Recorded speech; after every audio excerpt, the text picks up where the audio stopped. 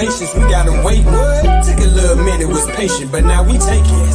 Anytime we want this game, my situation is entertainment intertwined with information. Alchemist soul, how we move the tassel and roll. It's amazing how we can turn something brass to gold. And we steady making hits. Architect with the prop in the scripts. It's logical that the product will flip. My boy Chef did the lineup, I'm fresh in the bitch. Carnivorous podcast, the newest show on the list. DQ on the boat, so I'm rocking the ship. So all the music gon' be dope and the artist legit. Hold my beard, concrete cord, then stepped in the door. See, that's my man and he reppin' for show. And Truth Savior's a player with flavor. Lexicon Taylor, lines on point like a laser. We need that paper, we building the vault. If you niggas don't listen, y'all be waiting to talk. Lack accountability and try to make it our fault. But opposing us is trying to arm wrestle the hawk. You coming up short on your re-up, cause nigga we up. Really wouldn't want to be up. I kick my feet up. My beef is ragu and my trunk is all speakers. Bills is all blue and my blunt is all reefer. With possible deniability, that boy eater. High quality whack juice by the liter. They like to call us ops, we got Oppenheimer features. That's the bomb out on the island just to teach you.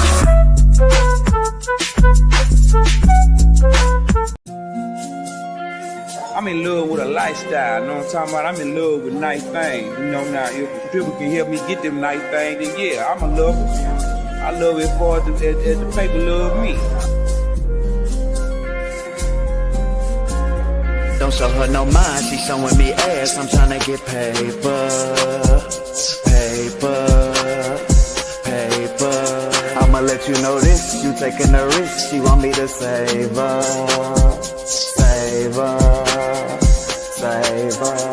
Don't show her no mind, she showing me ass. I'm tryna get paper.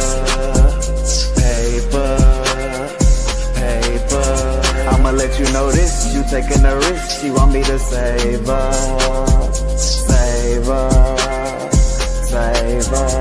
Go ahead, take the risk since you think you the shit. And I'm taking your bitch, that's your bad, dog. She see what she like, here you go tryna fight, then you go lose your life, let her pass, dog. Not really my type, but she do got some ass. No, it ain't right, going running this fast. No need for discussion, go get you a bag. Won't run from the tussle, but run to some cash. She love how I speak, fluorescent my speech, but that can turn quick to an asshole. She be wanting my time, I be all on my grind, so fucking with you be my last thought. But since you right here with your passport, she be easy, you bad, so bad, boy. But I ain't no ditty, she asked for it. She be giving me head on the dashboard. Don't show her no mind, she showing me ass. I'm tryna get paper. I'ma let you know this, you taking a risk. She want me to save her.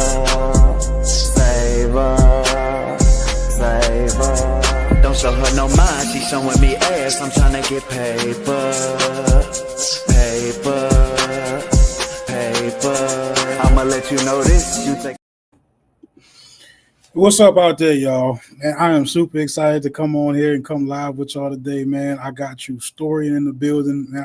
I'm super excited to have him come on and share the story of the origins of pop culture, as he's described it, right? And the influences that it has had in the African-American community, which are sown pretty deep, as we know, right? We know how much popular culture actually runs through the veins of the African-American community, how they're intertwined, and you kind of really can't separate the two. And I think that there may be some design there, right? There may be some purpose to why that particular, why that dynamic is that, right? And I brought him on to be able to tell the story himself. I've basically cleared the runway, and I want him to have carte blanche, tell the whole story, be nice and patient with us, because I think it's worth it, right? The first time I heard him talking about these, this Dandy, Macaroni, and Swell kind of characters or caricatures, right? I was like beyond impressed. Like it was like the missing piece of the story that I thought I'd been looking for the whole time, right? I thought my journey was way in the back of Africa somewhere, and coming into the conscious community, you kind of realize that you need to fast forward a little bit and the story needs to be a little bit more personalized to our people group. And I think that feels like the story that he's telling this time. And he can make any sort of corrections on of course, how I see it, with him being the author of the presentation. But that's kind of like what I gather from it. It feels like the underbelly of what is operating kind of like nefariously within Black culture, and why it seems to perpetuate itself in that particular way. But Truth, man, I again, the pleasure is all mine. I'm super excited to have you on, if you can't tell. But I've been looking forward to this for a while. I think it's well worth it material, and I'm glad to be able to put it on wax so I can have it, in our library, and be able to, I guess, be one of the caretakers of, I feel like, such great information for sure. Man, I appreciate it. And first of all, I want to thank you. And second of all, I would like to state the brother has asked me to do this previously, and me being all over the place, I have not been able to do it just yet. And I do appreciate him being consistent with that 100,000% before I even start. And thirdly, I'm losing count already. Appreciate, the opportunity to come on and talk about it and present a story, and I don't want to say there's any need for correction, because I think you are 100% right on your take on it and its connection to our story in surprising ways for many. And I'll do my best to slow it down as much as I can. I tend to say a lot or whatever, but hopefully, I just ask people to take the ride or journey along with me. And if I ask to open up a tab, there are certain things that'll be accessible for everyone to, I guess, play along with. Mm-hmm. And some stuff that, I may have or have access to that, most won't. So, there were terms initially that I'm just going to start off with and take it from there. So, like I said, then you can go to Wikipedia and see exactly what I'm talking about, and, have the names to extend your research wherever people tend to go. So I like to do it like that. If people don't mind some of the stuff you have, some of the stuff, I might be able to tell you where to get it from, whatever, but this is super nerd stuff. So It is, right? That's probably one of the reasons why I'm probably drawn to it so much, right? It is really intricate and nuanced. So, right. Yep. Yeah, I mean, we could go. Let's go, man. Let's go. I'm gonna take a sip of apple real quick and say shout out to the chat and thank the chat for having me. So I had my channel for almost a decade. It's crazy to think about, but true. It's all a performance. Just like history. It's all a performance, is what you choose to remember those highlights and so forth and so on, right? Theater is foundational to those things, right? And it always has been, because it is taught the masses. So from the beginning, when I sat in chats and groups and videos or whatever, my seat was in the peanut gallery. And that is even for specific reasons, because of what the peanut gallery represents in its actual place within the theater, right? It was called the seat of the gods because of the typical religious paintings that would be on the ceiling of theaters. But this is what was considered in some cases a rose gallery, or where the riffraffs or those undesirables sat to watch the theater performance. Up in the cheap seats, the nosebleeds, the snot section, where we might call it today, right? That's even where the black folks sat. So that is where people learned the theater. A lot of the masses were illiterate in the early days of the British colonies in this instance, right? Illiterate masses, societal acceptance, and so forth and so on. This comes at a place where people have a little bit more money to go out and do those things. And that's due to your people are the ones in chains. Let's put you and place you in the story where all of this can take place. right? This only takes place because they're not here in mass doing the work your people are. So this luxury time comes in there at that point for these things to take place. Nonetheless, in the cities of the North in particular, although they are going on in the South, the theater is that central place. So what happens during the colonial era, you have the old country and the mother country dominating culture, right? The classics, where we look at the things that we don't like necessarily today, right?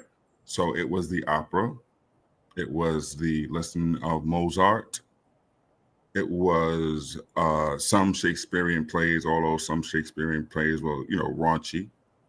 So it was all of those things that define what culture was. Well, as we know, we kicked the Britishers, you know what. I'll try not to curse too much. It's a Sunday.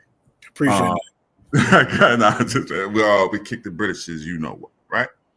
And so you have now a new country who wants to begin to define itself. And so this is where the foundation of those things, while we don't like them, think about all the stuff that's classical stuff. Even the typical American does not like them. Typical American is not going to the ballet, to the opera, or to go to listen to them doing Beethoven or Tchaikovsky, right? That's old stuff, right? That's old world stuff for a reason, because around 1812 and 1815 in particular, after the War of 1812, you have a country trying to lay foundations and do its own thing. And this is where this begins. And the reason I wanted to lay that down is I don't want to go too far back into that. To have foundation of where this is starting. This is a new country now defining itself, right? Away from the old mother country. So you're looking for something quote unquote native to where you are and defining who you are. So now you begin to embrace certain things that are happening in your world, in your dynamics that are unique to your experience. Once again, you are on plantations picking cotton and so forth and so on while this is happening. But you also have small cases of freedom, right? Which become topic for conversation. And that's how we get here, right? So now we have this conversation taking place. We have the theater. Can I share my screen? Yeah. Would that be possible? Let me just pick. Okay. 1 second. Man, I have a million things I want to show you. Okay. Here we go. Present. Okay. So let me know when you can see it. There it is. Let's see. I think I should put the whole thing up here. I guess I'm gonna stay on the screen. Go ahead. Okay, so this is still the United States. People can go to, this is WikiWam, but let me see if I can get the Wikipedia version so I can read from exactly that. Share this tab instead. Okay, so this is still in the United States. People can go and see it, right? This is important because this is going to give you, the other people's sources. So as you can see, theater in the U.S. is part of the old European theatrical tradition and has been heavily influenced by British theater, the old country, the old world. We took theater, now it's going to be your own, and it's going to be unique, right? The central hub of the American theater scene is Manhattan. So I'm from Brooklyn. A lot of people know that, whatever. I'm in New York by way of that, right? Mm-hmm. So when I talk about, these things, I'm not trying to present, this is how, New Yorkers or whatever may see it. This is the history of what's going on. You know what I'm saying? I think a lot of people who may have seen me before know that's the case, but I just like to say that. So this is not like, and nobody else contributed nothing to, no, this is how these things played out. So nonetheless, you have divisions of Broadway, and I'll get into that. You have off Broadway and off Broadway and what have you, right? So people can go through this. This isn't just, a whole thing on the theater, but I wanted to show these origins. As you can see here, you have the theater in Williamsburg, Virginia. Try to make it bigger, right? You have the Dock Street Theater in Charleston, South Carolina, as early as 1736. So you do have theater in the South as well, okay? And they are doing, like I say, things like Hamlet and Othello and those Shakespearean plays. And so I'll just speed up a little bit. Philadelphia becomes a main place. Philadelphia becomes a main place, and this becomes importance. And that's one of those things that I would think people would want to remember, because you'll hear it again. Just trust me on that. And you have these theaters, and you have, I'm sorry, my mouth's just going a little crazy. You have these theater groups performing. I won't get into this. I'll get into this a little bit later. But Uncle Tom's Cabin, side note, was one of the longest running plays in American history. But we'll get to that. As you can see, I'll also get to, I'll come back to, the African Grove starting 1821 to begin with. But I wanted to just get that. And you'll see minstrel shows. We're going to cover all these things for people who looking at this particular page. But my point is to set it up where you understand now we're inside this play, this performance of what's going on in this theater, right? And what is on stage. Well, what is on stage are these plays, but we're in a form of transformation where we have a uniqueness that will come in, right? And this begins around, like I say, 1815, 1820s. You have something that came from, I want people to listen, the old world, but made itself into the unique world, to the new world in a unique way. You're appealing to... Hold up a second. Can you say that again right there? Because that's the central point of the whole show right there. Yes, you have something that came from the old world or existed before, but not in a unique way.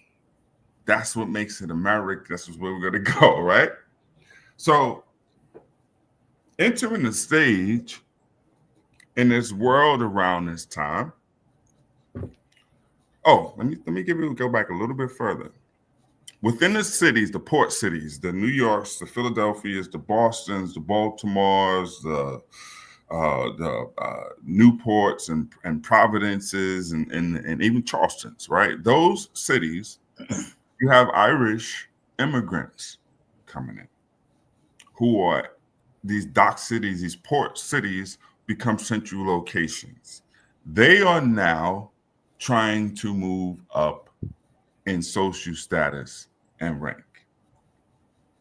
Okay? These Irish, should have backed up and did this earlier. These Irish did this in the old country as well, because this is going to come up later. So I had to double back and do this. And the English. So I'm going to show you that everything old is new again. These people were not unique at all. Life in London happens around this same time. This is important. This is where, well, you'll see. Life in London happens. This is a story about the day and the night scenes of Tom and Jerry are the characters who are going through London. This is about the middling class. This is one of those phrases people might want to take. The middling class is nothing but the old world way of saying the middle class. This is the individual who now has reached up from one status to the next, a lower class. Now you're middling, where your aspirations are the tools and trinkets of the upper class. That's not unique to you. That's unique to actually humans in a lot of ways. But in these cases, we're talking about London and those English folks over in London, English and Irish, who are now getting how are they getting their wages? Well, through their early industrialization, the emergence of cities, the craft guilds and mechanics was one particular trade. They're getting a little bit of all of us. Not necessarily rich by any means, but they have excess. Okay, they have some food, some clothing and shelter, and they got a dime or two to do to what? right? So you can do those things. It happens in London. So this middling class, you do it now. This is why folks go get Balenciaga, Gucci, go to Saks or whatever. Your middling class self is trying to emulate them folks who don't look at the price tag when they do go. Right? These are the aspirations because you hope to one day in your world never look at the price tags, popping tags. So this happens amongst the Europeans over there. And they are, this story becomes the basis for a lot. This Tom and Jerry play has been done 1,000 times. The Cruikshanks, George and Robert Cruikshanks, are important people in illustration. Some of the people have seen their works and other maybe presentations that people have done throughout, the internet that you may have seen and not know it's the Cruikshanks who have done it. But you see, they have plays at the Opera House. They have cartoons about the Opera House, about their Tom and Jerry plays, and what have you.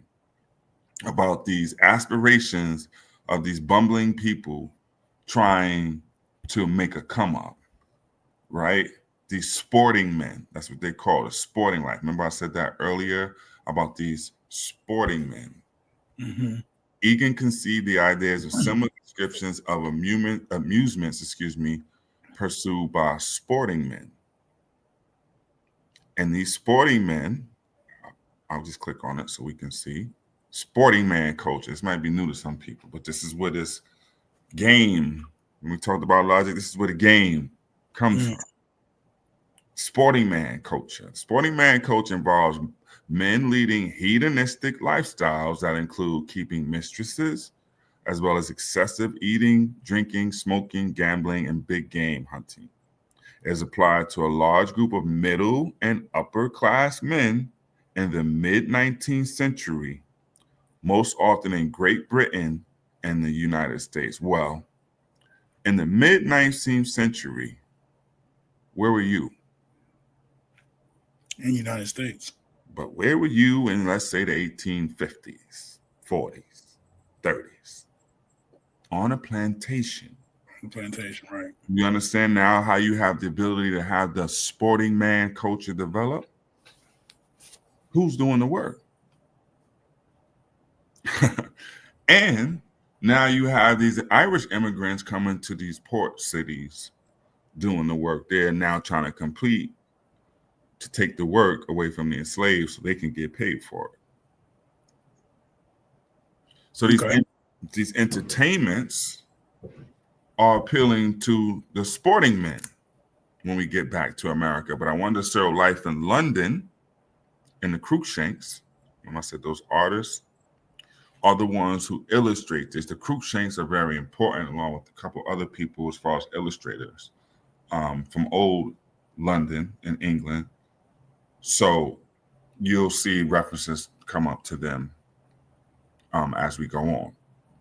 But that's what's important for that life in London piece of this story. Those sporting men come in 1815. I'll get back to that. On the stage, you start to see characters like that. What you also have from the old country, getting back to that character, is the blackface performer. The blackface performer is not original to America.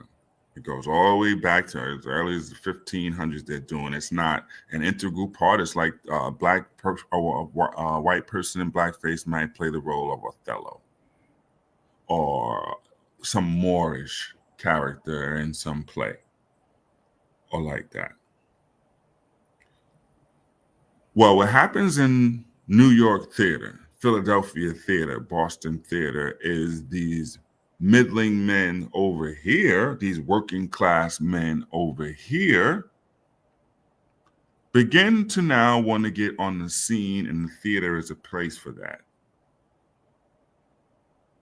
Right? And so what happens is Shakespearean shows are going on, and now you have interludes in between the acts, blackface performers. This is still the early days of popular culture in America. There was nothing unique to American popular culture at this point. And still, even with that blackface performer on that stage, nothing unique. Nothing. Everything else comes from the old country. Remember what they're watching on stage. Remember what they're playing in the house. Ain't no country fiddlers just yet. None of that stuff. Unless it's our culture, black folks, meaning because that is the original music of America. But that's a sidebar. So this is what's going on. So now you have the early days of these performers, right? Okay. Buffoons is what I'll call them. You say don't curse. Well, I didn't curse. I said buffoons. And the reason I say that again, because buffo, here's some words, is an opera. I said the old country, watch the switches, y'all. It's gonna look crazy. You're gonna think I'm doing magic. Well, you have opera buffa, or buffa.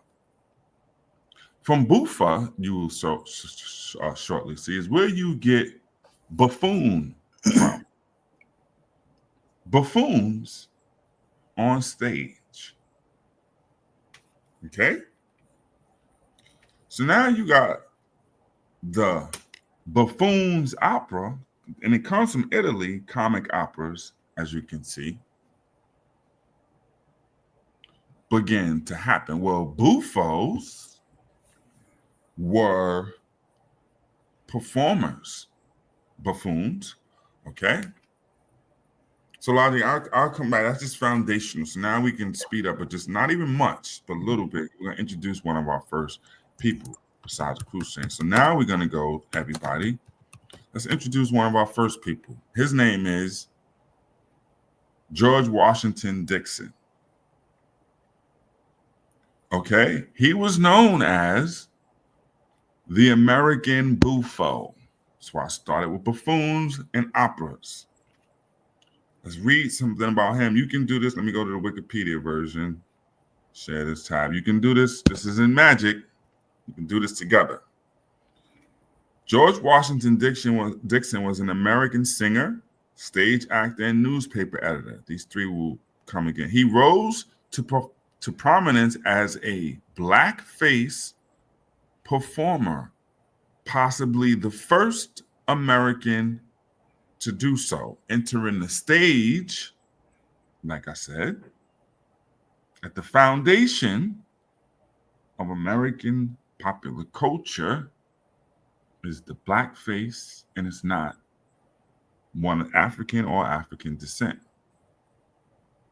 Although they try to say he was a mulatto at one point, but that's another story. Okay, so after performing Coal Black Rose, Zip Coon, and similar songs, he later turned a career in journalism, during which he earned enmity of members of the upper class for his frequent allegations against him. So I'm going to go slow because I wanted to just clear things up. Like I said, y'all, I don't want to go too far before I clear it up. By early 1829, he had taken on the epithet, what? The American Buffo Singer. I wanted to clear that up. I just wasn't trying to say something and try to be smart. All of these things will come back into play. But I want you to see, first of all, they just take stuff from the old world and remix and whatever in different ways. So we have Buffo performances going back to Italy and Rome. Okay? There's different things going on. The English, when they try to get all hybrid, they take stuff from Rome and there's all this, loving Rome and all that other stuff. So the opera becomes important. Ain't nobody in England walk around saying no Italian. Everybody love to go to opera. Make it make sense. But anyway, America has its own twisted version now where the opera singer, the buffo, is in blackface. See how we got here? We ain't even start walking yet. And at the root of it, the American Buffo, opera singer, is in blackface, and they tell you in the first sentence, second sentence, possibly the first American to do so. You have songs now that are on this stage. As you can see, we have one of our earliest performers. And he introduces characters. We can click on right here. We'll go to one. I'll start with Cold Black Rose to show you what things looked like earlier. Cold Black Rose is a folk song, one of the earliest songs to be sung by a man in blackface. The man dressed as an overweight and overdressed black woman. When was the first time that people, immigrants, children, and otherwise, saw a black woman on stage? It was a white man dressed up performing as a black woman. When was the first time Americans, English, Irish immigrants, and otherwise saw a black man on stage? It was a white man in blackface. A theater is a place for learning. You have different sections and people learn for plays. They were initially taught to teach moral plays. They used to go around Italy, the whole blah, blah, blah. That's what theater was for. So people are going to learn, because so many people are literate, about such various things. How do they learn about black people?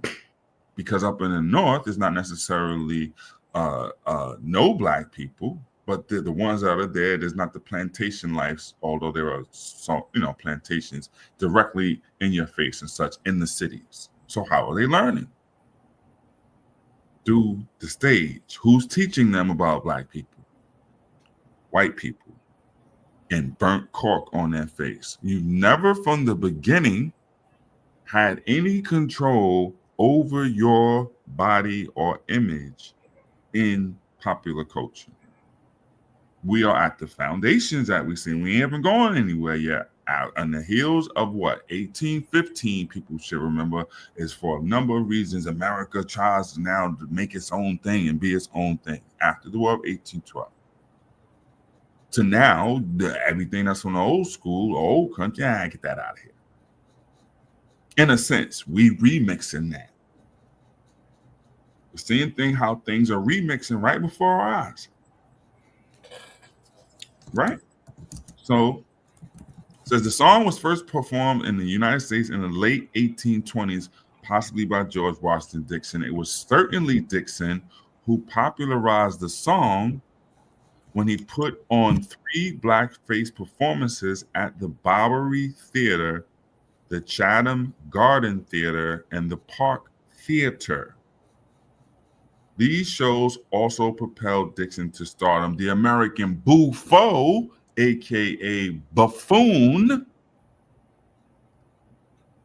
became a star by putting burnt cork on his face and dressing up like a woman and a man.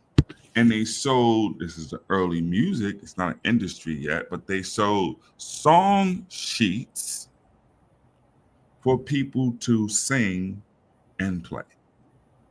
And they show early on crude images. This is what people get offended. Don't ever get offended.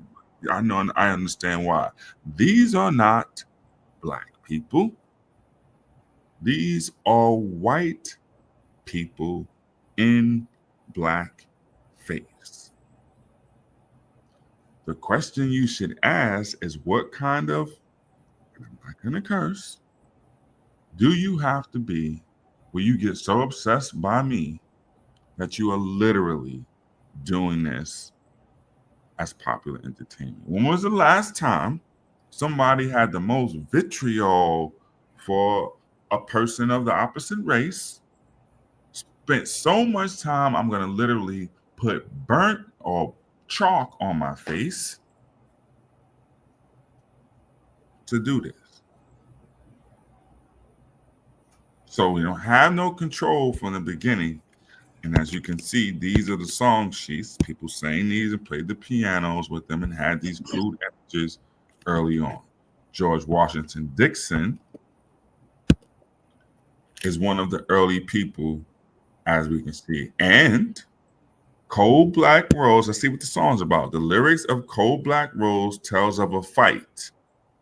You come on the scene, and it didn't take drill rappers to start talking about black men fighting. The first song was what?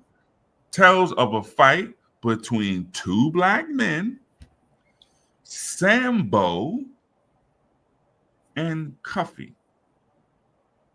Rivals for the same woman. Does this theme sound familiar?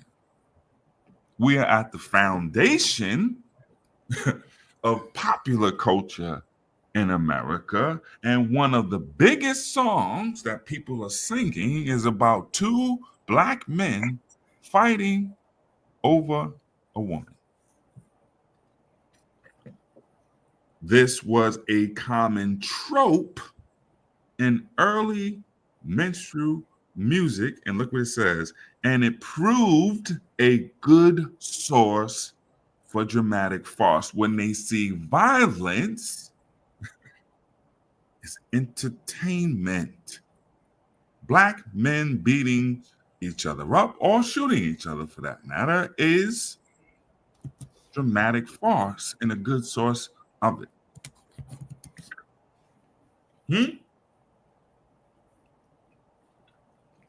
I didn't make it up, y'all. These are parts y'all can see, right? I ain't making it up. No sleight of hand tricks. So now you have him, and we'll get back to him. But I want to go.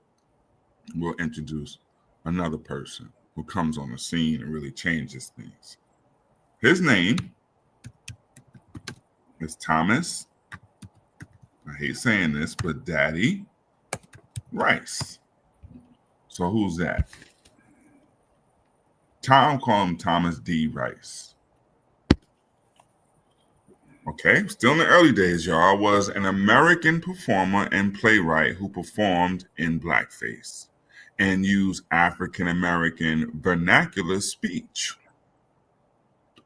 Didn't they say it was black talk? No, it's what white people in blackface told the world, and many a Negro believed it too, that this is what black people look and sound like. Creating and crafting modes. Okay. Song and dance become one of the most popular minstrel show entertainers of his time. He is considered the father of American minstrelsy.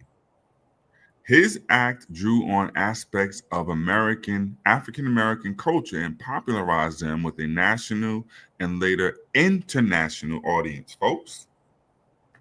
This man is the first pop star. This man, I repeated and said 5 times, so I know people normally, is the first pop star in American history. Okay, let's start there. The first. Okay, let's start there. Let's see why. It's going to get interesting. How did he become famous? Well, he had a character. That character was Jim Crow. This is before Rosa Parks and them. Jim Crow is the first pop star in American history. Okay? This is important for people to get and understand and feel confident that I'm not trying to give a Negro pep talk or something. like that. These are actual facts. You can go to some of your audience is probably in college or whatever. Go and take it to your popular culture studies professors and ask them about Thomas Daddy Rice and Jim Crow. Okay, then you say some dude on the internet said he was the first pop star in America, and then I'm going to show you how. Right? So look, this character. Oh yeah. He was in blackface making fun of Negroes. Okay.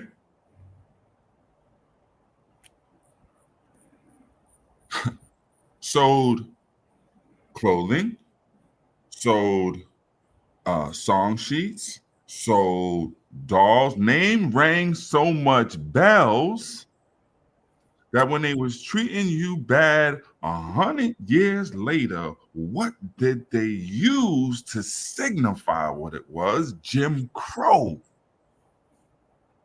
Name rang bells for a century, so much so we and the average person didn't even know it came from this guy. Where Jim Crow came from? Oh, I don't know.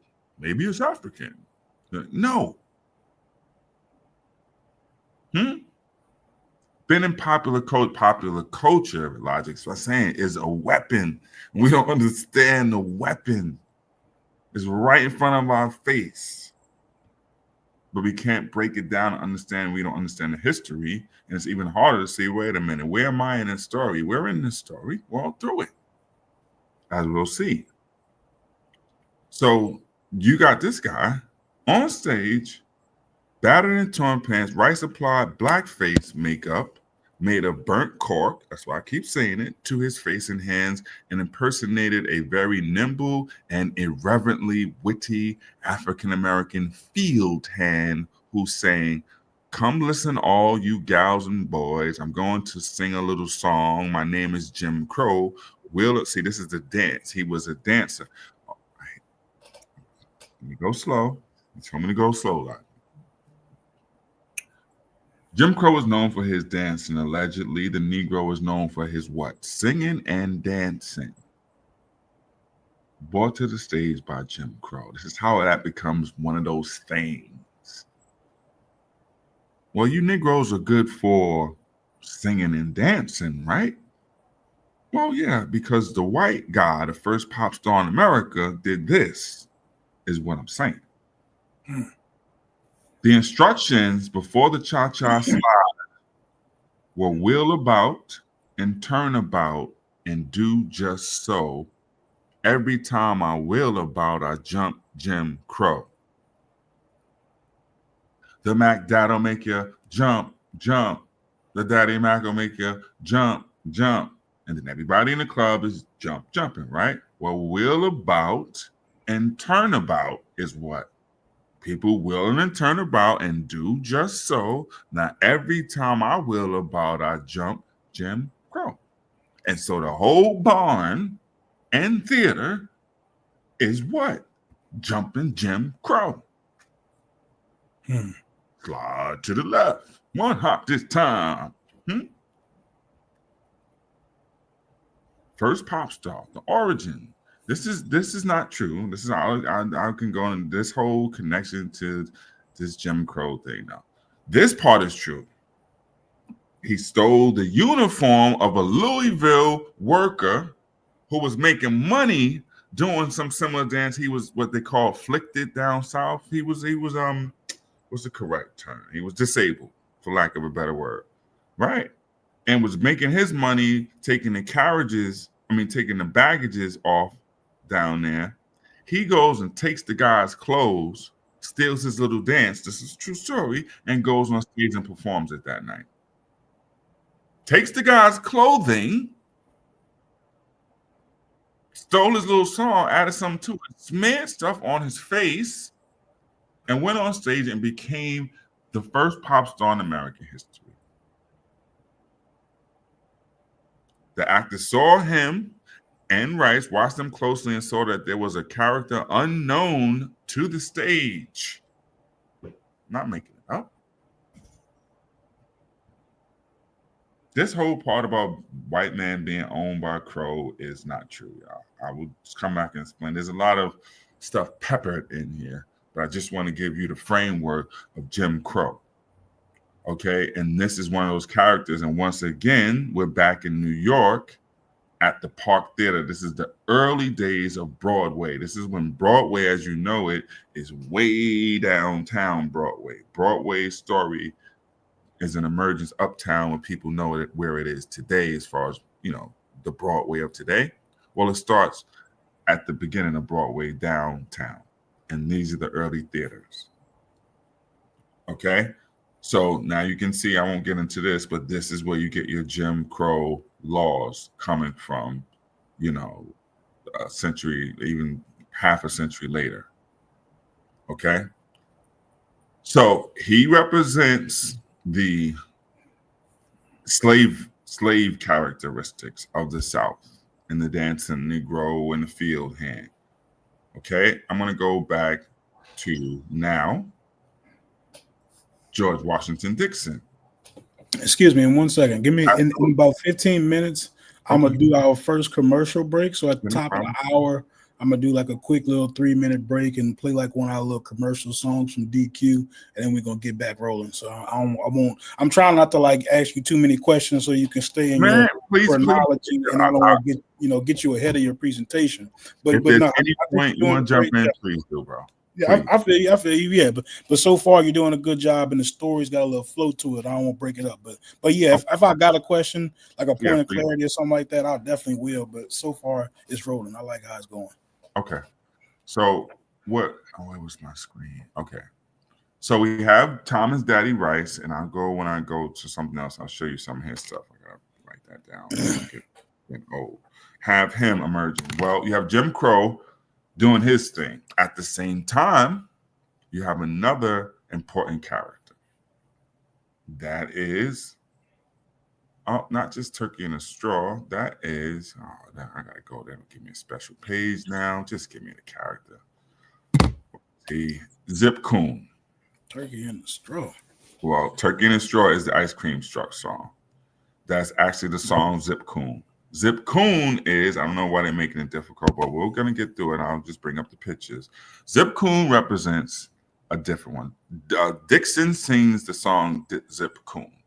There's a whole history of where it comes from, y'all. I promise. That's a whole show on all of itself. Just take his name as Zip Coon for now. And it is. That first gained popularity in the 19th century. The early versions of the songs were titled Zip Coon. So the Ice Cream Truck song is the Zip Coon song, okay, which were published around 1834 and performed in minstrel shows. We're going to get to the minstrel show. The minstrel show does not exist in 1834. The minstrel show does not exist until 1843. There is something that pre-exists. That was terrible. That exists before that. That I'll show you. But I just want to give you two of the main performers. So we have Jim Crow and we have Zip Coon. And Zip Coon represents the free Black people in America.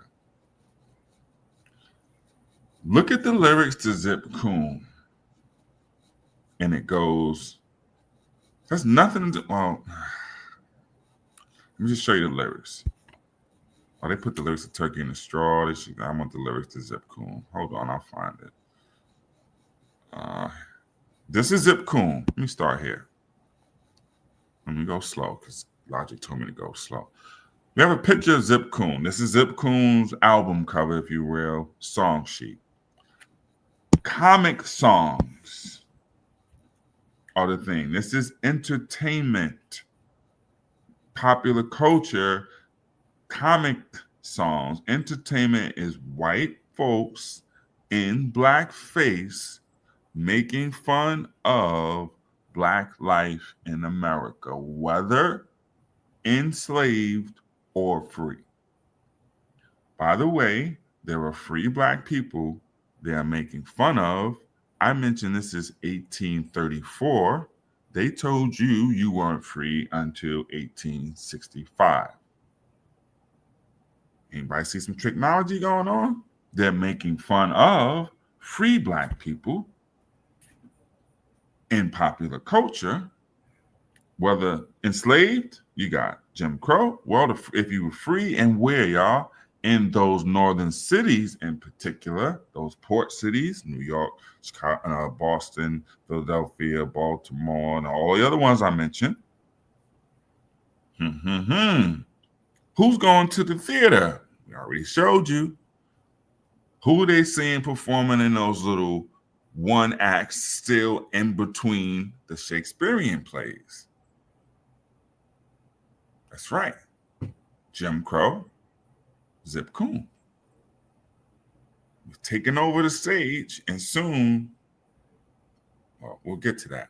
So Zip Coon, this is why he has his specs, because now he can what? Obviously read. He's a literate Negro. You see the subtleties, bro? That's a good catch. That's a good catch. No, it's more than that, because I can show you. And I gotta find it, because I'll find it. I can show you. Let me go from it. You see from the bottom down? Mm-hmm. That is how they displayed horses.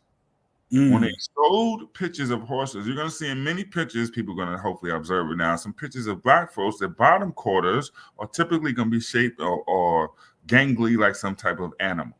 And when they display horses, this is why it's standing on that little grass knoll right there. They display the horses, and of course, need to have the strong lower quarters, right? Look at them. It gets real crazy, bro. I'm telling you. And the tails come in later. Our tails is a different part.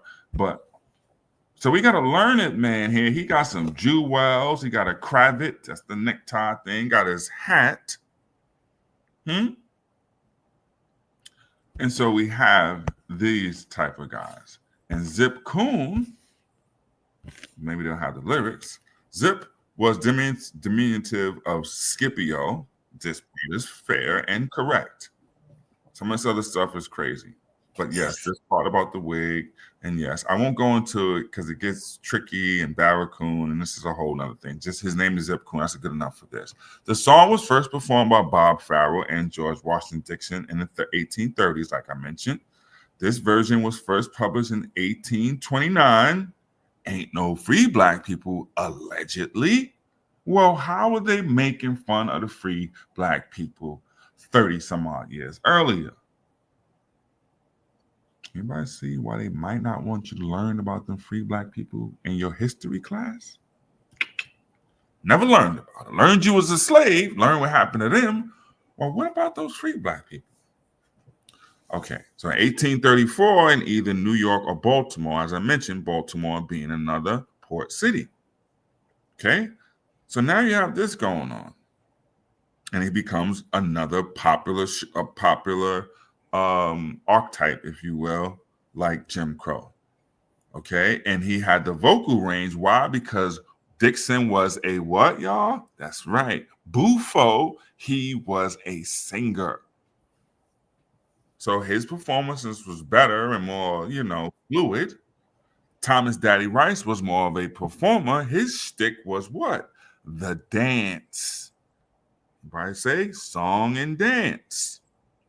Who gave you the dance? Wheel about, turn about, do just so. Who gave you the songs?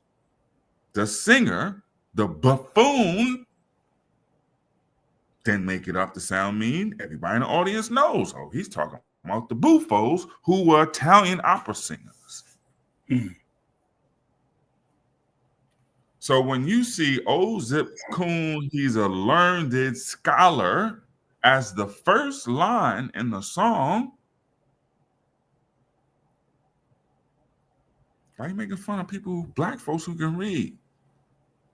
Because it's cause for comic entertainment to the masses where we can all laugh along. Ha, ha, ha, ha, ha. Well, guess what? They're hiding something. This is all a mask for another thing. It's levels and levels and levels deep. This is a whole, and I don't mean to say it like this, is a semester plus worth of work. Because what's happening here, remember those sporting men and middling men? Well, they're trying to come up the ladder. Guess what they were? were. Guess what they weren't? They weren't literate. These are their struggles and aspirations with trying to achieve that level, and they're using the black face as a cover for their ailments.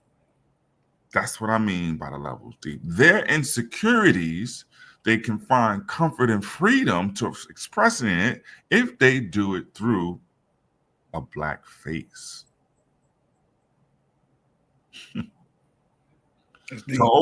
So old Zip Coon is a learned scholar, sings Possum Up a Gum Tree. Possum Up a Gum Tree was a song that allegedly slave sings.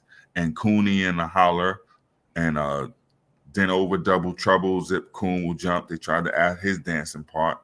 And he says some frivolous words in the chorus, a zippin' didn't do that and zippin' didn't dee and all this. That's where your zippity doo dah comes from, right there. And of course, he's chasing a woman who he calls Suki, old silky blue skin. She is in love with me. So you got stories about black men, allegedly black men, and their love escapades and so forth and so on. So these become the two popular forms. They have subsequent stanzas both lyricists talk about in the events of Andrew Jackson. And this is important because Andrew Jackson is considered that guy who ushers in this what? This is America. We ain't Britain's nothing. Like I framed it and told you, this is the era when white folks in America are establishing their American uniqueness. We different from them over there. We's Americans is. Right? So this is what's going on. And then now you have, like I said, I didn't make it up. Influence the song, zippity doo dah. Y'all see it? I wouldn't come on. I'm trying to just tell you nothing. There you go. So it lasts what? A century. Two big things last over a century and they're still going strong today. The ice cream truck running down your street is playing Turkey and a Straw. The old Zip Coon song. Still today, we don't understand. Popular culture is the weapon. So there you go. There was a version on vinyl, Columbia Records, called what? N-Word, Love a Watermelon. I could play it. There was a version out there. Yes, I have it. So it goes from Zip Coon to Turkey in the Straw to this song in 1916 to the ice cream trucks. Oh my goodness. But so we see that. Yes, sir.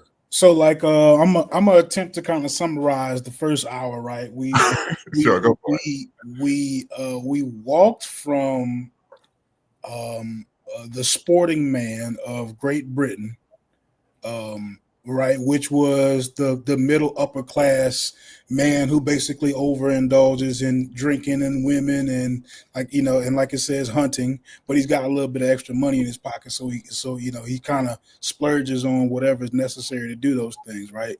Mm-hmm. So you got like this early version of the dandy character that we haven't like fully visited yet, but so it kind of walks itself up into we get there. This character is a part of the theater character, right? Yes. A part of like the stories that they tell about these people with a little bit of extra money, kind of like experiencing life and enjoying life, rather, right? So that's a part of it, right? And then it comes to America with them moving from talking about the sporting man to talking about African Americans in the same sort of way, using their life experiences as theater, as the entertainment, right? So it changes from this middle class in Britain, the sporting man, and it's now the African American in the early 1800s. Their life is now what's in theater as entertainment. Right? Yes, that's basically what we have established in the first hour. Yes. All right, I'm following with you now. I'm super interested. Right yeah. Right, so I'm right now, hold up. I wanted to pause for our first little break right here, and then we'll get right back into it. Right on. When a nigga had a brand new Cadillac and a whole bunch of hoes in it, he was smooth as ice. Smooth as ice. He was smooth as silk, baby. He was good. Yeah. I see him put it up, put it down. He gotta go down, he rise up. He moved from time to time, place to place, city to city. Nigga got around. Nigga got around. Oh yeah. I go to New York, I hear his name. Yeah. I go to Cleveland, I hear his name. Chicago, I put his name down. They know it. Chill with the babbling, nigga known for the traveling. Like I can't dribble, I'm hitting hoes with the javelin. Put it in the middle, I'm steady roaming like Vatican. Syllabus and cannabis, pimping, I'm now establishing. Wolf out the pack, I'm catching styles straggling. Pussy dead stock, I'm ripping hoes out the packaging. Points that I'm averaging, think Kyrie is passing them the ball. Watch me ball on niggas, it's so spectacular. They ill advised. Stepping in no shit because I'm hella wise. Serving up this pimpin' like some curly fries. They gush chicken, gripping on some girly thighs. Fried like some pickles when I swing and glide. Having conversations, entertaining vibes. I peep on body language and she peeping mine. I ask if she hungry, she say what's her rhyme. I crack a smile and give her ass some curly fries. Said it's such a spectacular feeling. Real rap, no cap, I'll be macking these women. Shife it down, condom on, I'm attacking that kid. Rent paid, stomach full, spectacular living. Ha, say my closet is hated by Peter. The fox fur got them hotter than plated fajitas. Her live when I park and they paying the meter. My 2 cents that I give belong to museum. The nigga had a brand new Cadillac and a whole bunch of hoes in it. He was smooth as ice. Smooth as ice. He was smooth as silk, baby. He was good. Yeah. I see him put it up, put it down. He gotta go down, he rise up. He moved from time to time, place to place, city to city. Nigga got around. Nigga got around. I go to New York, I hear his name. Yeah. I go to Cleveland, I hear his name. Chicago, I put his name down. They know it. They ill advised. Ain't stepping in no shit because I'm hella wise. Serving up this pimpin' like some curly fries. They gush chicken, gripping on some girly thighs.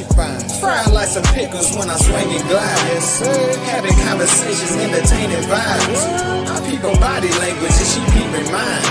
I ask if she hungry, she say what's her rhyme. I crack a smile and give her ass some curly fries.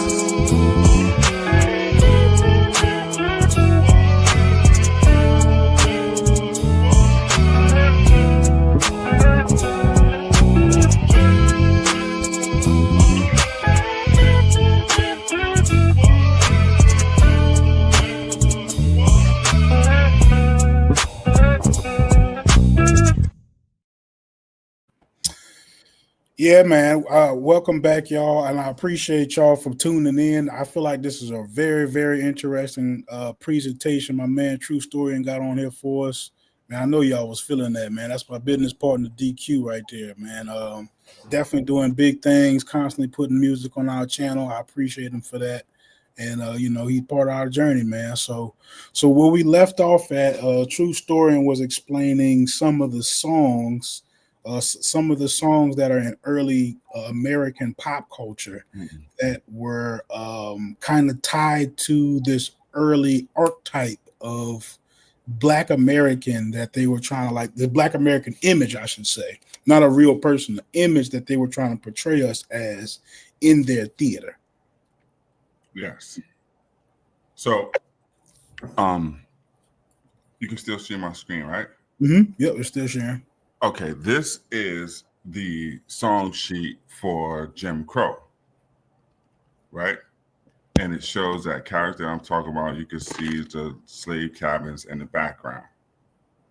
Okay, so now we have these characters. We have Jim Crow and we have Zip Coon. Well, then that is done by a man named Edward Clay. Edward Clay is going to be important. So now people can come back. We're going to play a little memory game. Remember I mentioned Life in London? And they tell that story of the middling class, and you've mentioned a few times, the sporting men and what have you.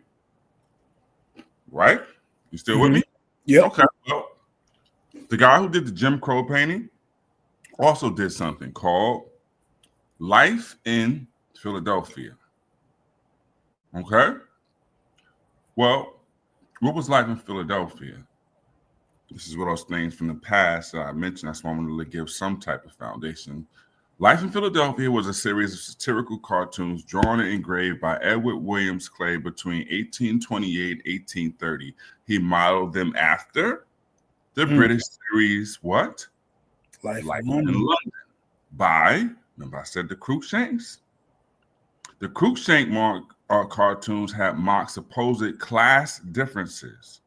Clay's cartoons mock supposed racial differences. Mm-hmm. So now you have images of life in Philadelphia of Black folks in these silly situations, and they're thriving for upper class, middling class, respectable citizenry as forms of entertainment that are bought by white folks. Well, why life in Philadelphia? The Center for Black Freedom at this time is Philadelphia. Me being from New York, unfortunately, I gotta admit that. It's the truth. The first Black church is established where? Philadelphia. The AME Church is established by Richard Allen. Well, guess who knew Richard Allen? B.W. Clay knew Richard Allen, knew of Absalom Jones. People can look these names up. I know it's past Black History Month, but they're still important. Okay? Richard Allen, Absalom Jones, and all those other people that were free in Philadelphia. Francis Johnson, he's a famous was a saxophonist or trumpet. All these type of people, James Fortin, all of these people are free, establishing institutions, Institute for Colored Youth, all these type of schools. Philadelphia is the center for Black freedom at this time. Well, in popular culture, guess who are being made from the free Black people in Boston, Philadelphia, Baltimore, New York, Providence? You get what I'm saying? Those same people are now barbecued on stage and in the print. Popular culture is a weapon. Free Black people. At your early steps, this is those people in the 1820s who are free, who we never learned about in school. Never learned about in school. I wonder why, because we have to tell you all the negative stuff we did to them. Okay? This is what's going on. Your first newspaper is established in 1827, which means you were literate. Your first theater is established, both of these in New York, in 1821. 1821, the African Grove Theater is the first Black theater in the world. So you had plays and you were doing Shakespeare plays. But in the media, they got you doing stuff like all you doing is going to parties. Hold on. Here you go, folks. Y'all can go to the Wikipedia page and see all you're doing is going to parties and trying to dress up and be fly. These aren't like these aren't positive pictures, although they're not as crude as some of the other images. They're making fun of you trying to be white. Okay, this is why I think they included it here. One of the pictures is, where is it? I'll show it. Is the one some of you guys have seen of the Black Masons. Hold on, let me see if it's in this one. Yeah, it should be here. Here it is. Some of you guys have seen this on the internet. Well, why are they making fun of the Black Masons? Now you get it. One of your strongest organizations is Freemasonry. This isn't a flattering picture. They're making fun. Look at what the free Negroes are doing. Who did this, y'all? This is E.W. Clay making fun of your free life and you establishing the Black community. Popular culture been weaponized everywhere you turn. These images are being sold in stores. People are buying these. These aren't just one-offs. This wasn't in a museum. These are ephemera. These are collectibles. Making fun of the free Black people. They got a whole series called Life in Philadelphia. Well, they also have one called Life in New York about the free Black people of New York. Remember Life in London? Well, these are you allegedly trying to aspire, and the best thing that you could do is try to be white. These are important because you're seeing an image of things in a certain way. So now I'll back up and then we'll go forward again. These stereotypes that follow Jim Crow are what one of the titles of the show is about, and they are dandies. So what is a dandy before we go down this crazy journey? What is a dandy? That people can look this up. A dandy is a man who places particular importance upon his physical appearance and personal grooming, refined language, and leisurely hobbies. Remember sporting men? A dandy could be a self-made man, both in person and persona, who emulated the aristocratic style of life regardless of his middle-class origin, birth, and background, especially during the late 18th and 19th centuries. These are dandies. Think of the expression style over substance. Pump faking, you know him. Spend your whole check on that Gucci bag. You can't afford rent to first.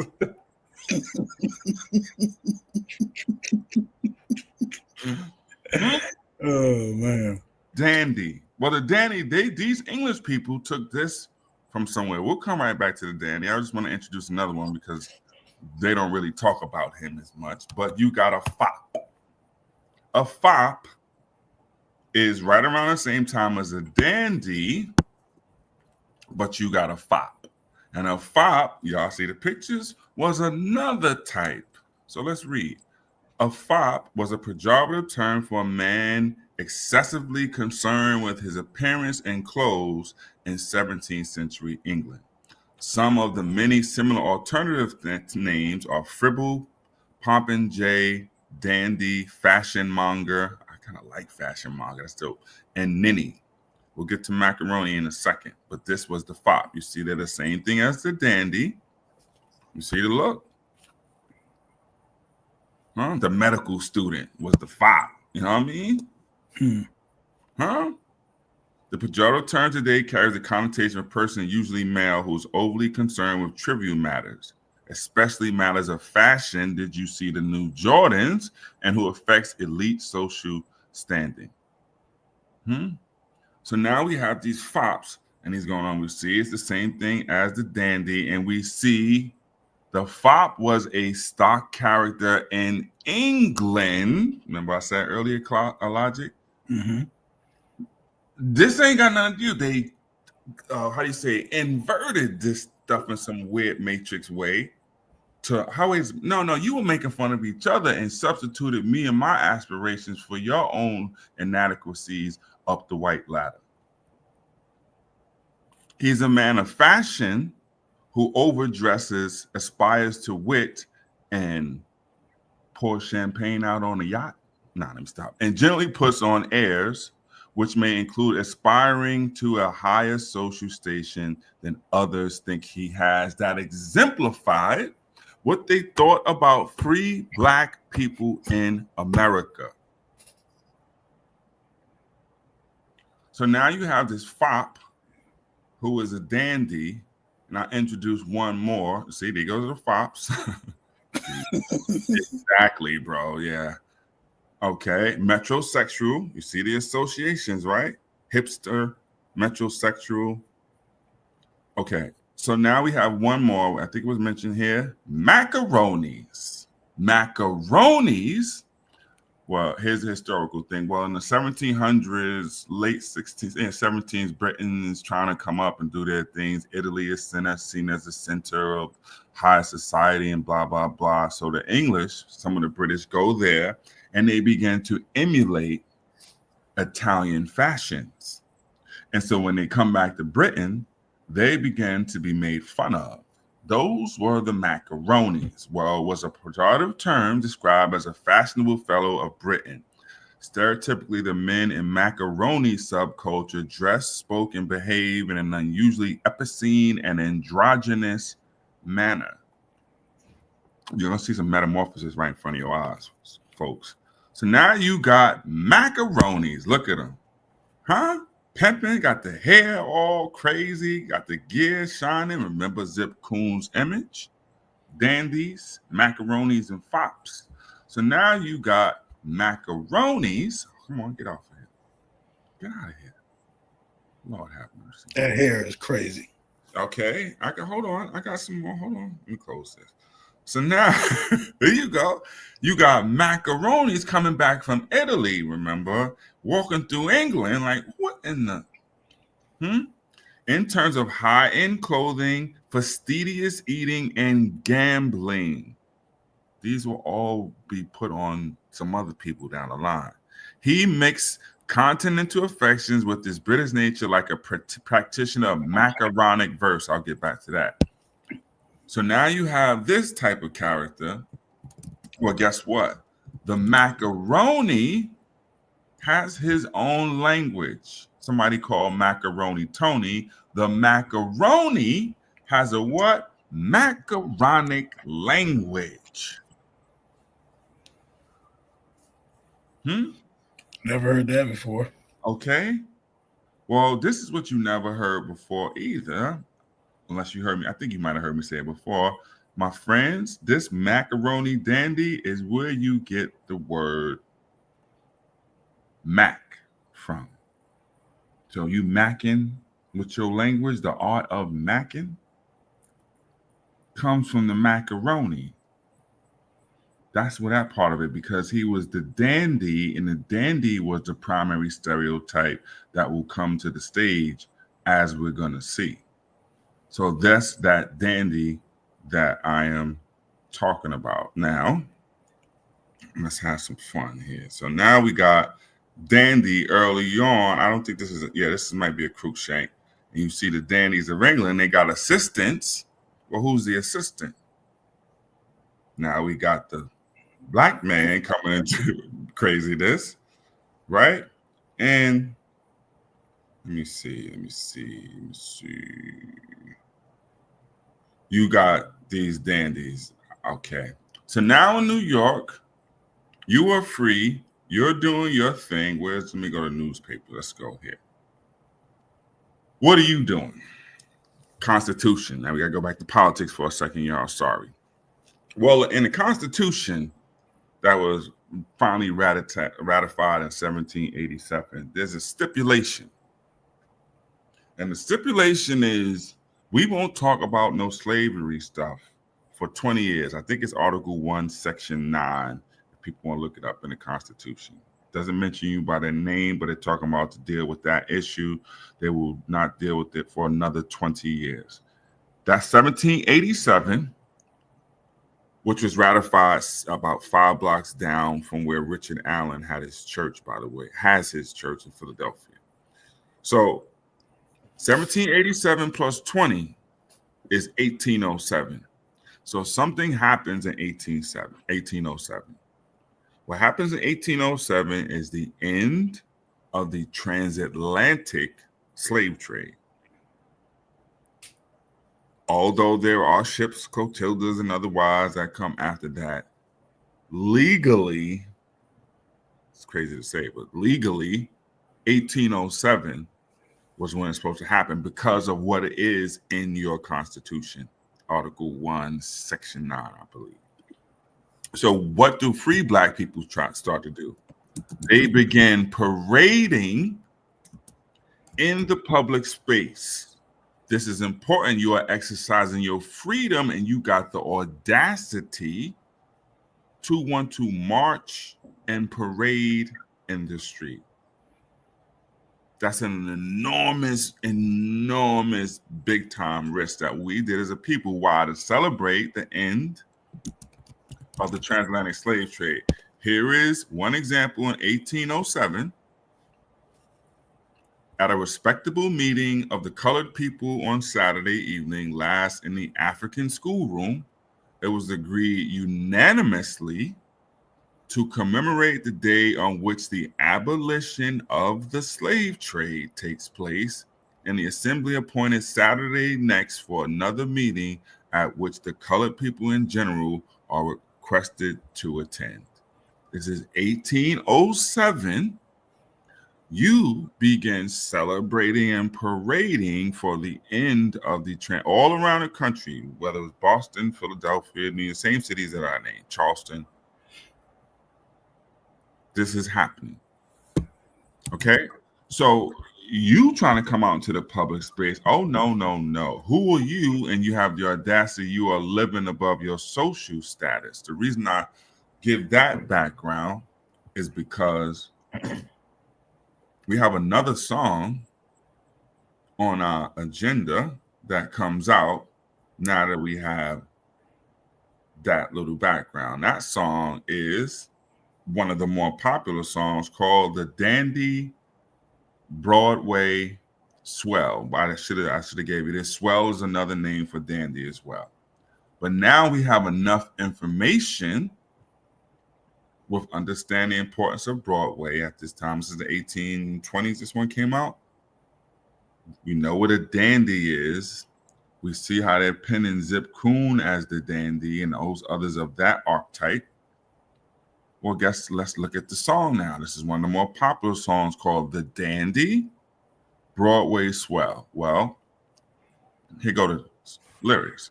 Oh, what are dandy in words? There's not one that can compare with this dandy Broadway swell when he goes to take the air. He breaks the heart of the yaller girls. We got what? Colorism injected in it. This is white folks in blackface singing songs. Oh no, we want the yellow girls, light-skinned shorty with the You didn't bring that to the stage. They did. He's envied by the men. Why? Because he got a light-skinned shorty on his arm. Says, look at this N-word. And you say he's the first of dandies then. For he's the kick, the goat, the cheese, as everyone can tell. The yellow girls he's sure to please, this fine dandy Broadway swell. He boasts that him have a watch. How many songs do they talk about the ice and the watch? He boasts that him have a watch that no thieves will dare to rob. Throw your rollies in the skies, what they yell. Cause him watch at him brokers and there's nothing in the fob. He wears a great big eyeglass he can read that he pokes close in the face of every young, and he's obsessed with yaller girls that struts up and down the place. He gloves, they are lily white. His shirt, Dickies just like snow. And smartly this Broadway swell swings his cane to and fro. Who else has the cane walking down the script, pimping Ken and them? Fitting into a mold you didn't create. His mustaches and imperial make him look grand and grave, and the yaller girls all love him because he never shaved. This is one of the more popular songs of even the pre-minstrel era. We ain't got to the minstrel show yet. Ain't no minstrels yet. This is our next twist. So we're still pre-1840s. We're still pre-1843. That's right. Well, now that's where I was going to go. So what happens, right? So how's this going? Now we're going to go back some more. That's how we're gonna play this game, right? So now, what happens before the minstrel show is a fair question. Well, listen close. You people, I like saying you people, they called you Ethiopians in science, right? Did they call you that? Who's that? Linnaeus and all the fancy people, right? Ethiopian. Here's a word that pops back up: opera. Well, what's an Ethiopian opera? Well, bro, those are what existed before minstrel shows. Let me just show you how one was. Here's one in London. The white people, write this down, before they were called minstrels, chat, they were called Ethiopians. Jim Crow solo act was called an Ethiopian. George Washington Dixon as Zip Coon was called an Ethiopian.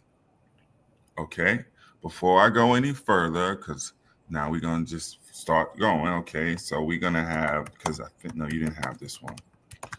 Okay, here's what I show people. Okay, guys, you're going to go to Dandy Jim from Caroline. You're going to see that, come on. This is one of those songs. You will see that it is a Ethiopian song. Okay. They sang Ethiopian songs. And this is, see, remember that same thing about the horses? Look, it's like, who walks like that? Nah, yo, what's up? That's a Jerome. Huh? Singing what? Ethiopian songs. Didn't make it up. Ethiopian songs. Okay?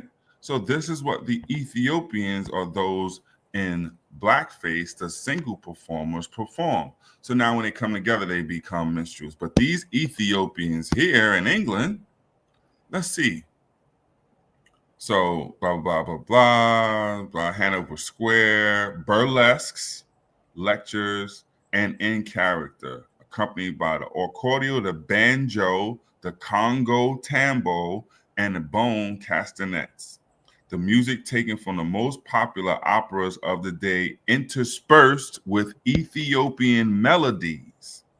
The Ethiopian serenaders have been received with the most unqualified approbation throughout the U.S., and on one occasion, they had the honor of appearing by special invitation at the private mansion of the President of the United States, and were honored with the company of the President, his cabinet, foreign ministers, ambassadors. The second Ethiopian concert will be given at the Hanover Square. Okay? So we got Ethiopian operas that are happening. There are Ethiopian comics. See? Also, first appearance of the Irish and Ethiopian comic. They made fun of, who do we say? Irish first. See? And now that you come to the stage, the old time minstrels, the Congo band, is happening. Ethiopians are running things. So when you see, once again, this is 44, so this is like the transition taking place. When you see, they call them Negro extravaganzas, like Ethiopian opera at the bottom there, and you see that there's Southern songsters, what are they going to do? Introduce a variety of Negro extravaganzas and conclude with an Ethiopian opera. Those are the performances that exist before there is a minstrel show. Your truth. Yes. So it looks like I might have like a couple new people just in the chat, right? Okay. I've seen this question just pop up, like without getting ahead of the presentation. Yeah. Like, what would you say your point that you're trying to establish thus far is? That's awesome. That's great. So we were just talking about the origins of popular culture. right? And what I'm trying to show that these are the roots of it. These become the archetypes and the stereotypes for what comes later. Jim Crow and Zip Coon are foundational. We have Jim Crow and Zip Coon even today. They might call them Pookie and Ray Ray in various forms. Well, those stereotypes come from what was foundational to popular culture. So when you see them in 2025, you have to understand that that is embedded in what popular culture is. To expect something different, it just goes against what it is. You've tried this and attempted with your conscious rap. It doesn't work. It doesn't sell. It's unbelievable. But yet you put out drill rap and you have Trump standing next to Chef G. He won't stand next to Professor X. He'll stand next to Chef G, who's the drill rapper. Because what? Those images are acceptable to them. And it's at the foundation of popular culture, which was a main teacher of the American masses. People learn from TV. They learn of you even today from music and television. So at the root of it, what I'm trying to show you is you never had control of it from the establishment of popular culture in America, ever. Who was the first Black performers on stage? White people in blackface. Who were the first singers of alleged Black songs? White people in blackface. Right. And then so this presentation or story basically is how that character gets from Britain to the US first, right? And then secondly, from the stage to the hood, right? That's basically what it is. Yep. So we could go, and I think I saw one. So at the same time, what I'm trying to show you is in these same cities. Okay, let's just go down the list. If we have E.W. Clay, who was sitting in the middle of Philadelphia, and you have, for one, you have, well, I can't do it through here. Let's just go through regular Google. I can go through. So you have one. You have Richard Allen. Where's he? So when you see images, you talk about your Black history, he's making fun literally of him. For one, he's establishing, like I say, the community. So I just give it because people want to see the overarching thing. So I'll just give it to you briefly, and then we can go back into more detail. So you have Richard Allen. I could just run through the names. You have James Fortin. So all people with Wikipedia pages that you could grab grab the information from. He's another Philadelphia, as you can see, person who is around when Clay has that up. He's making fun of James Fortin, who was in Philadelphia, and this is a life in Philadelphia that is going on. He's making fun of Absalom Jones. Why is my computer going crazy? Okay. Yeah. So these are prominent Black people. These aren't just like regular. Who was in Philadelphia, right? Although he is gone at the time, this is legacy. He's making fun. I could go through this. Francis Johnson, Sarah Mapps Douglas. He's making fun of people like James McCune Smith, the first Black doctor. Okay, he's making fun of people like this when they do Life in New York. These are the people that he is making fun of. This is our Black history, right? He's making fun of, like I mentioned, the African Grove Theater and our first Black theater. He's literally like, this is where people were leaving the Broadway shows to go and see the Black people perform, and they were mad. This is right down the street. Who was going there? The African Grove Theater was attended by all types of Black New Yorkers, free and slave, middle class, and working class. And they were doing Shakespearean plays, not no possum up a gum tree. So popular culture is stacked against him. I'm going to give it away to get to the point. It doesn't matter because the story still has much detail. Now, another thing. They're making fun of the people and the community of us who are literate and have our newspaper in 1827. Samuel Cornish, as well as John B. Russworm, we have our newspaper. They're making fun, Philadelphia, once again, New York, of all of these people in our establishment of this. Why are they wielding popular culture is the ultimate thing. Since I know people just want me to give it all away, fine. No, yeah. I didn't want to slow you down to this extent. No, bro, I got you. Liberia. They wielded popular culture because they told you if you would be free, you would never be equal. And they wielded popular culture as a weapon to try to push you to go to Liberia, which they established because it was part of the motivation to get the free, not all, Black people out of the country. So from that point forward, popular culture will always be wielded as a weapon against free Black people to paint them in a certain way. Liberia. That's why E.W. Clay, who did the paintings, was a part of the American Colonization Society. Mordecai Noah, who I was going to mention a little later, is a part of the American Colonization Society. Many of the people who were involved in the early days of the minstrel show are a part of the American Colonization Society. They wield popular culture against the free Black people in America, like some that I can name 100 more of what your people are trying to do. So it's been weaponized against you from the beginning. That's such a deep point. Like when you try to like really grasp, or at least like the even possibilities of, what we think is cool was imposed on us, or like, so, manufactured outside of our organic thought process is really, that's super deep right there, right?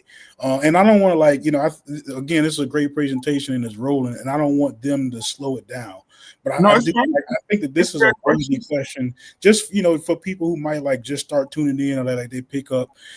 And this is just like a specific yes or no question, right? It says, is he making the claim that anything he has discussed are the origins of Black culture, yes or no?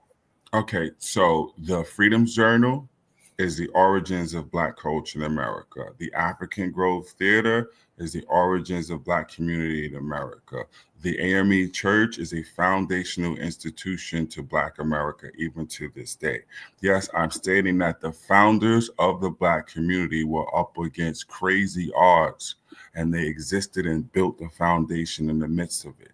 What I'm saying is people are not clear, which I'm trying to demonstrate on what those challenges were, because there's an assumption that there wasn't no challenges besides maybe, a slave whip or something like that. Literally everywhere you turn, people were mocking you and barbecuing you to the highest degree. People were incentivized to burn down your places of residence in these cities, including your colored orphan asylum, because of what they saw on the stage. The people who went to go sit in the pews of the Bowery Theater, the Broadway Theater, and all of the early minstrel shows left those performances and tried to beat the living hell out of you on a nightly basis. They were infused by these things. P.T. Barnum comes along later and sees what's going on with the Black people in particular and what they're doing, and begins to mock them as well. He himself performed as a blackface performer in his early American Museum, which was on Broadway as well. P.T. Barnum is a foundational person to this. So that's what I was saying. Remember before we came on, if it was, hey, let's talk about the free Black people.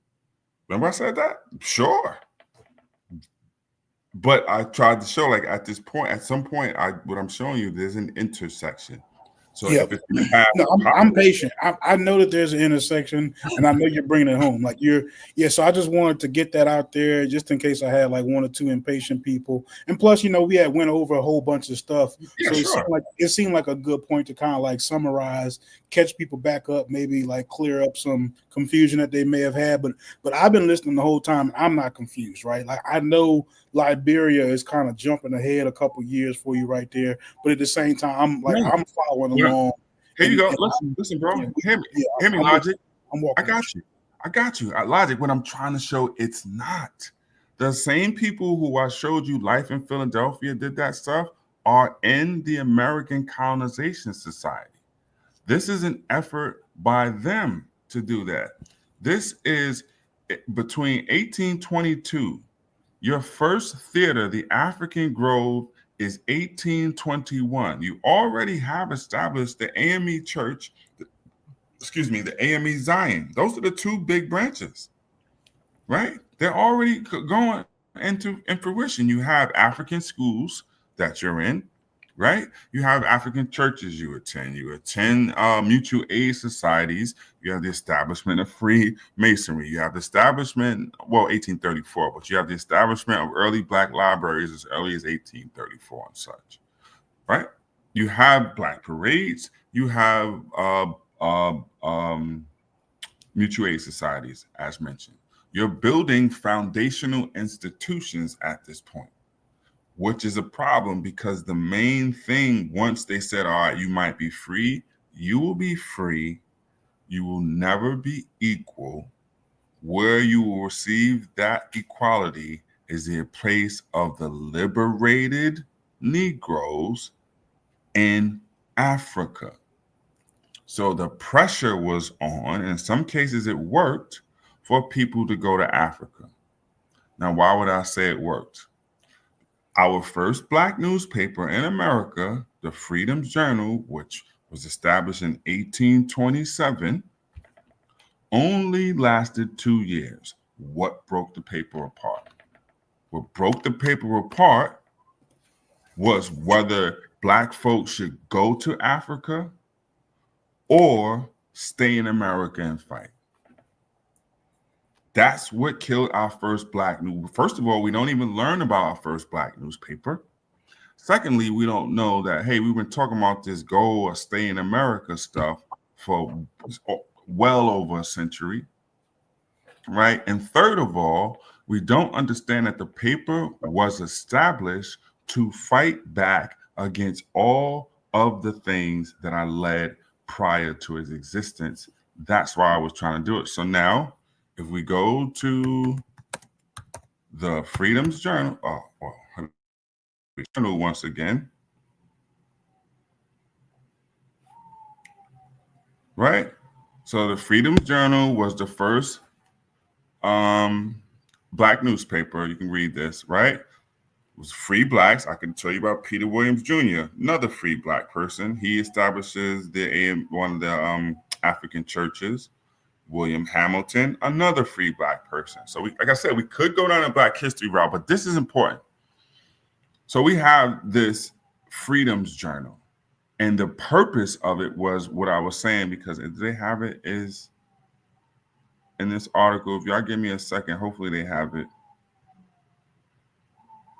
because this was it. And I can show you in the article, but this is what it says.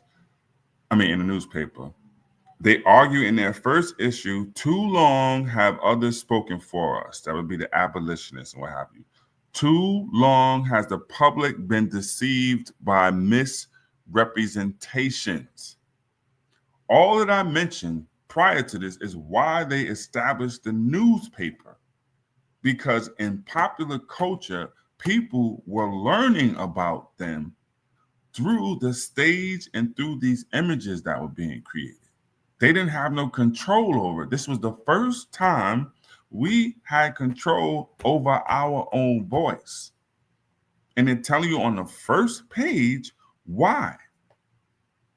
Because one, we tired of these abolitionists trying to speak for us. And two, do you see what they're doing on in the theater and in print? We deem it expedient to establish a paper. And to show you further what I'm talking about is one of the people that they're fighting against is a man named, before I go and show you there, I'll show you here, Mordecai Noah. Right? And so why would I mention him? He's a member of the American Colonization Society. He was probably at the time the most powerful Jewish person in America. And he is the one that fought to get the African Grove Theater shut down. He's the one that also began to invent Black folks talking in that Weezer, Massa, Weeby, Eber type of stuff. Mordecai Noah. Because he does it in his newspaper where he makes a section called African Amusements, where people go in to make fun of the Black people in history who are doing things like building the towns and the schools and the organizations and the Denmark Vessies and the Nat Turners. So they're making fun of all of that via popular culture's foundations. Mordecai Noah, diplomat. See, you guys can read. He has the Wikipedia. You guys can read it. In here, it talks about him having the newspapers. The National Advocate and law enforcement powers as a sheriff to personally shut down rival plays produced by Black theater groups that drew attention and revenue away from his own productions.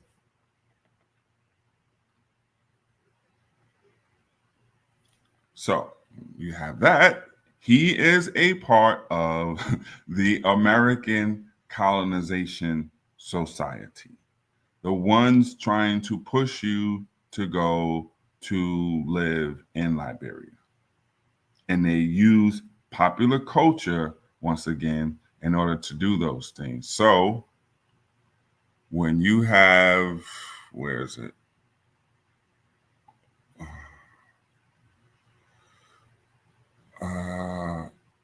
When you have this in his newspaper, this is from his newspaper about a dandy, it is probably within the knowledge of our readers that a very impudent hoax was recently committed in the upper section of our city by the exhibition of a perpetual motion, which in fact was nothing but a water wheel. There was a good one. That's not that one. Hold on. Pardon me 1 second, y'all. Okay. The number of these theater gardens will invest in public is theater gardens, steamboats, and morning, blah, blah, blah, blah, blah. I'm going to give you the right one because they talk about us. This is the long version. Give me 1 second. My apologies. Is this it? No, that's the court. So he writes, is this it? He writes in the newspaper this section called African Amusements. And the African Amusements are meant to make fun of your gatherings, which leads to him then talking about Logic, the dandies and what have you. These dandy Negroes from the North promise to change their performance every evening. But Logic, I know you want me to get more specific with that. I just wanted to show the part about Noah and him doing that. What is this damn thing? No, you good, bro. You good. However you know, if you think that those details are worth like keeping in there, like let's pull them in there. No, I'm gonna put them in there. The thing was, and I know I guess I'm gonna try to do a better version of. I won't go into so much detail because I don't want people to like this. All makes sense, but I'm trying to just give a foundation because then I could just go and start talking about coons and dandies and minstrels, but that wouldn't be fair because then people would go would then go again with this idea that it starts with minstrels. You have no idea that it's a foundation in dandyism and these images, right? And this Ethiopian stuff. right? The dandy becomes and is super important, and is why. And here's briefly why. Here's a minstrel show that comes later, and this was I'll repeat it again, but just to maybe speed it up so people can see, I guess. Well, now you'll be able to understand. You see, logic. This was the game we could play, right? What does it say here? The celebrated, what's the word? Ethiopian melodies. Well, if I didn't get the foundation on what Ethiopian was, how we know what that even meant, be able to decode that? We would think that, oh, what are they trying to call us Ethiopians, and not have any clue of that. That's why I went into a little bit of details. And I also mentioned the North and the South difference in the characters of Jim Crow and Zip Coon. Well, when the minstrel show comes about, there are two sections to the minstrel show. One dedicated to barbecuing the Negro of the North, the other dedicated to barbecuing the Negro of the South. The minstrel show has construction elements that we see even today. You just saw, who was it? Samuel dressed like that. Well, look at the images on the screen, and you'll understand that look before Uncle Sam got it came from how white people in blackface dress in the minstrel show. And you'll see that, what does it say up here? Illustrations of the dandyism of the northern states. Illustrations of, now we have a clearer idea of what dandyism is for this to make sense. So if I didn't do the way I was doing it, folks in the chat, I know it seemed like, but now you can look at this and understand what it means and not just look like, whatever. So anyway, of the northern states, and you have them here. Well, what was the second part of the show? Well, as the Ethiopians of the southern states is the second part of the show. But this wouldn't make sense if we didn't know, wait a minute, they was making fun of us when we was free. And when we're enslaved. So no matter what your position in life, you are comedy for me. That's crazy. This is the minstrel show. That's crazy, right?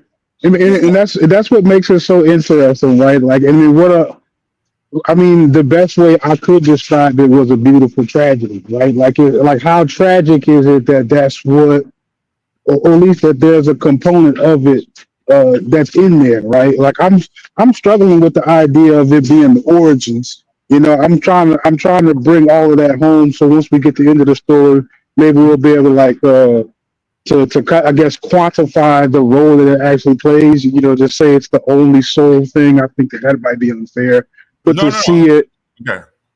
Yeah, like to see it like kind of manifest itself in any capacity is still, it's tragic. It is. That's kind of like to me the importance of the story. Like that's why I was, why it related to me in the way that it did. So on the stage, you're not doing that. On the stage, you are performing Shakespearean plays.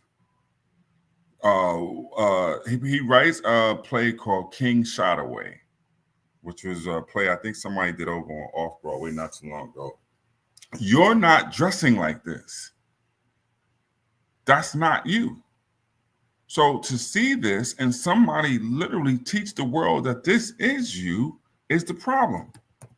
You've never had control of it. You didn't have control at the beginning. When did you gain control of it? When you got your own record labels? No, you had to do that. Well, how about when you made your own films? Well, they told you make blaxploitation, all boys in the hood gets killed by the menace to society. Where do you have control? The ones and twos that you name? No. For the most part, you're going to fit into those things. So James Hewlett is an actor. He's doing Shakespeare at that time. So where did you get the other image that this is what the Negroes is doing. Because the free Negroes were not doing that. The free Negroes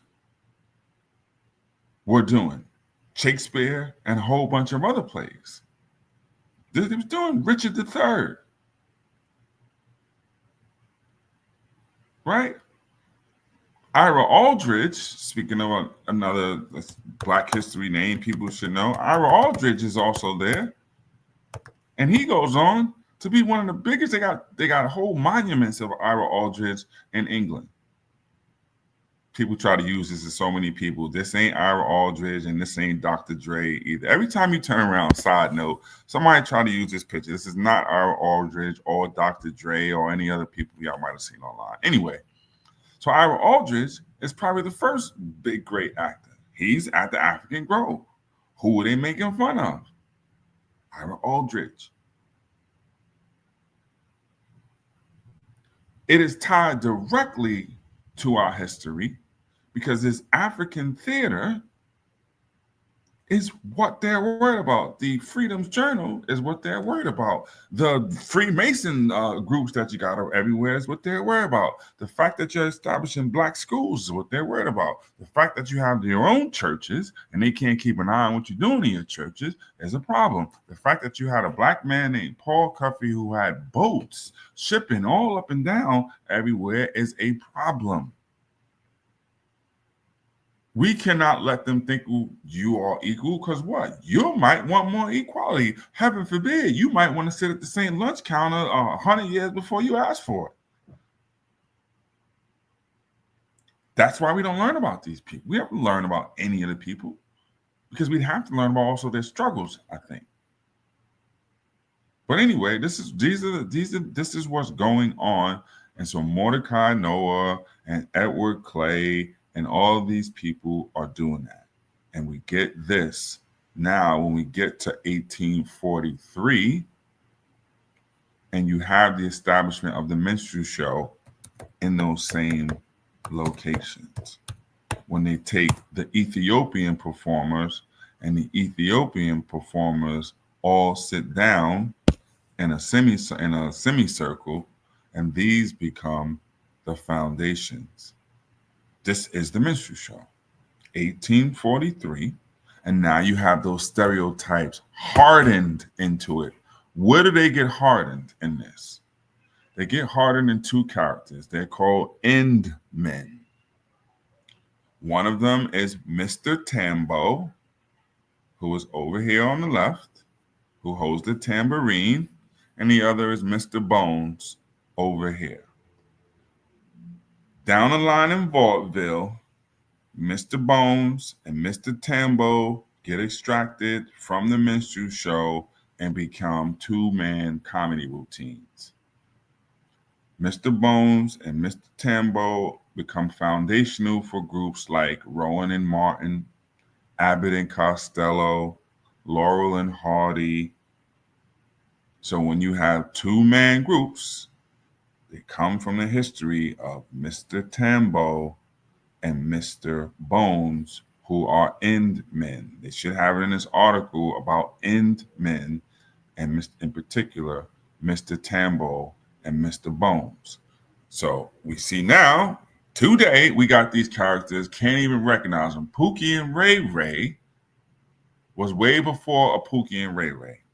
We can see it was at those same theaters, but I wanted to show you first that they have Mr. Tambo and Mr. Bones. So,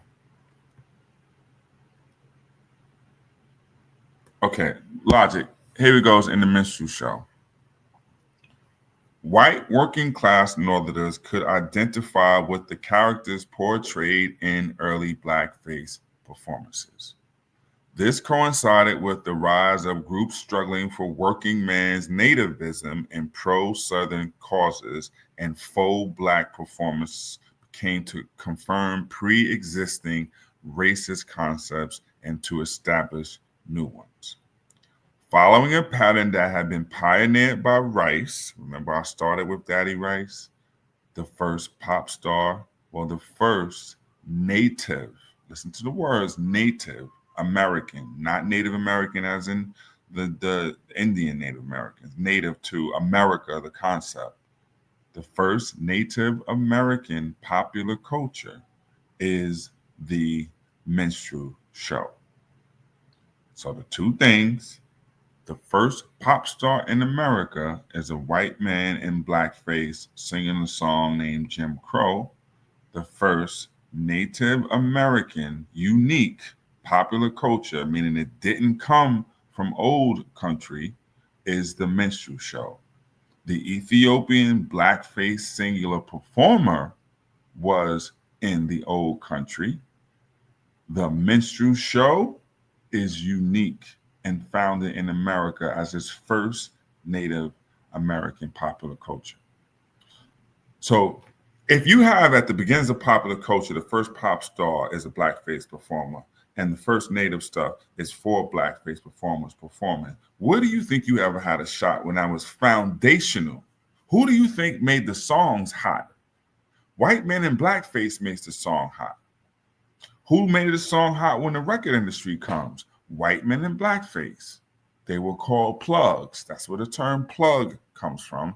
They were called song pluggers. But the plug was the white dude in the blackface singing the song.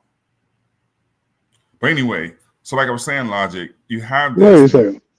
Yes. So this got a lot to do with kind of like the influence of our modern music in our culture, right? Like, Yes. is there a little bit of that in there too? Okay, so song pluggers come later. The modern music industry comes in the 1880s. This isn't what we're talking about, the music industry. The music industry starts to come, you want to hear this? When people start to actually get paid as professional songwriters. That comes with a man named Stephen Foster, who did what? Wrote most of the minstrel songs that people sing. He was the first person. You get what I'm saying, bro? He's the first person who's a professional music artist. Steve, I'll get to him, but I just want to clear this one up. Song plugger, as you can see, this is where the plug comes from, because he's plugging the songs. I didn't make that term up. You can see it goes back to the late 19th and early 20th centuries when what? The record industry was established. What? They were employed in the early 20th century by department stores, music stores, and song publishers to promote and help sell new sheet music.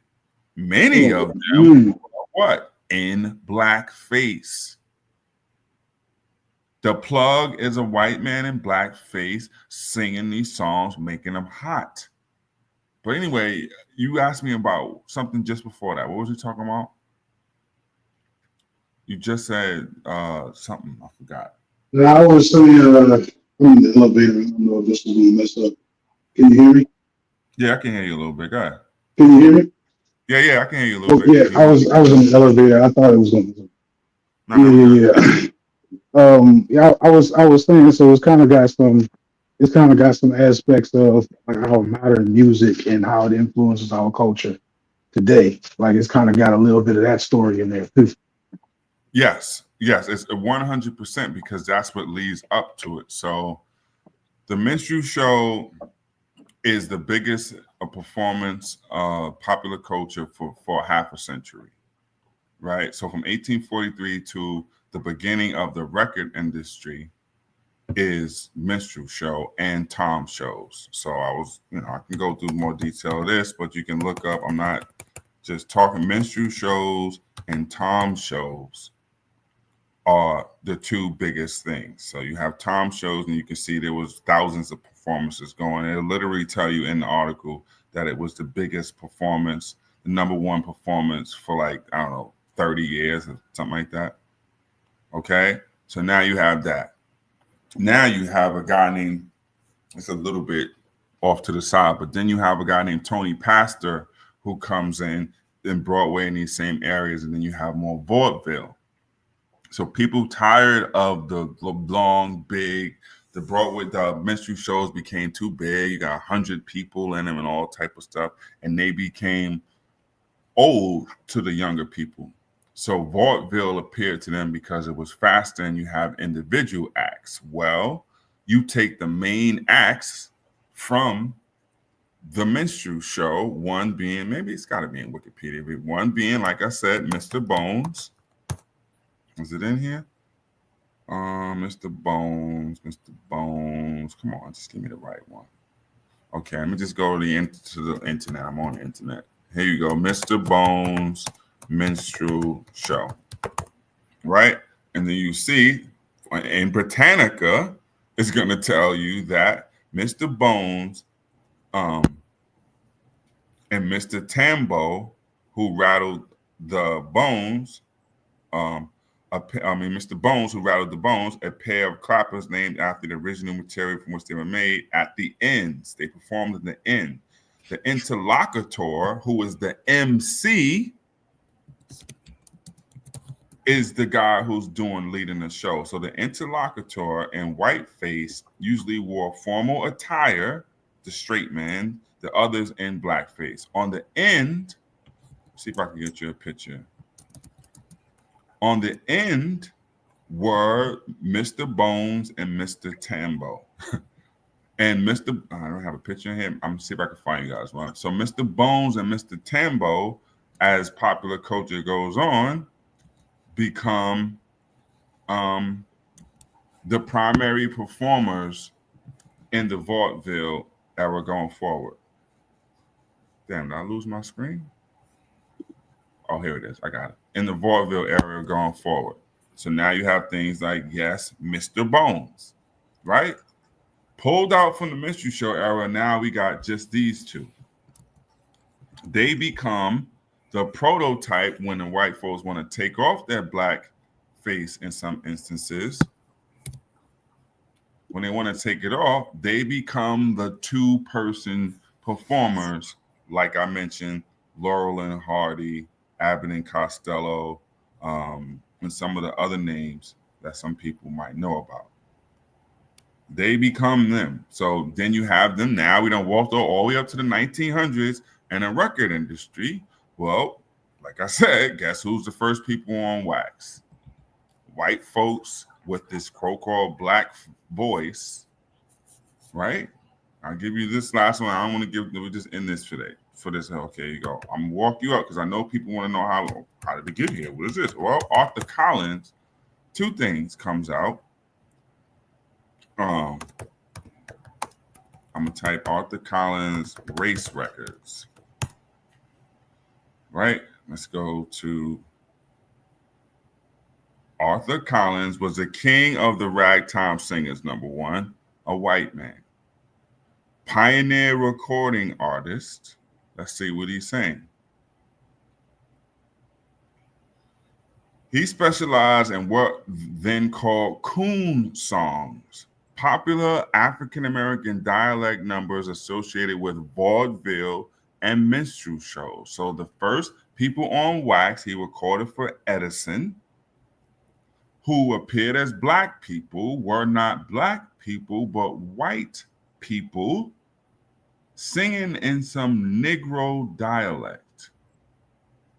So even at the beginning of the record industry, you had to fit into certain stereotypes. So much so, like I say, your first two records when you get it are what?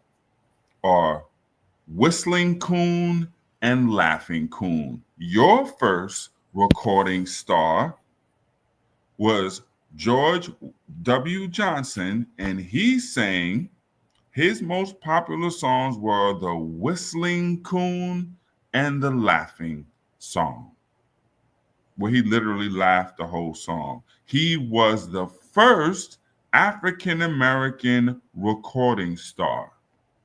Do we see now? I could have gave the short version. Do we see how now we got up into when a record industry star? Your first star was who? A Whistling Coon and a Laughing Coon. First Negro on wax was a Whistling Coon and a Laughing one. When did it get better for you? When did the story change? You get what I'm saying, bro? Like, yeah, we could go the fast way or the long way. Either way, you're gonna run into some walls with this one. You know. So yeah, we'll have other ones. I'm just Man, that's deep. Pause and everything, man. But that's tight, man. And then like you said, like, and then when does it get better? Like when does it actually change as far as you controlling the image or you kind of fitting one of these archetypes and being made fun of, kind of sort of, right? Being used for entertainment. So along with that, bro, we have attempts. And that's the story that I tell along the way, right? You have Oscar Michaud who comes out and he does all these great black movies for us, right? Mm-hmm. Our first label is actually called Gotham Addicts, right? Which you say Oscar Michaud? Oscar Michaud. Would you mind putting that on the screen? Like can we end the show on a good note? Right? Absolutely, yeah. I know a lot of that. You know, I feel like a lot of that accuracy, right? It isn't all glorious, right? And you know, and I think that's a part of the story that you need to know too, so you can maybe get familiar with how these things are weaponized against you, right? You can't really even know what you fighting against unless you know what I'm saying, what it looked like. What I want is to now people should have a better appreciation for the fight that Richard Allen had to go through, for the fight that the Freedom's Journal editors had to go through, for the fight that Oscar Michaud had to go through. I want people to get a clear understanding of how disgusting it was these people had to get through this.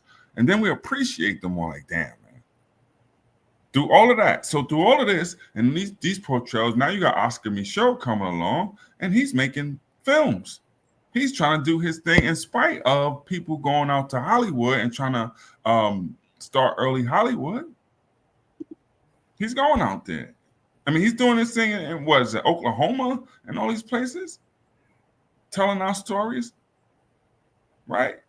Black man, he's doing that in the midst of this, right? He makes all these crazy films on his own. He's like Tyler Perry before Tyler Perry, right? Then you have then you have Gotham Addicts. They took it from Gotham being New York and Crispus Addicts. Here we go.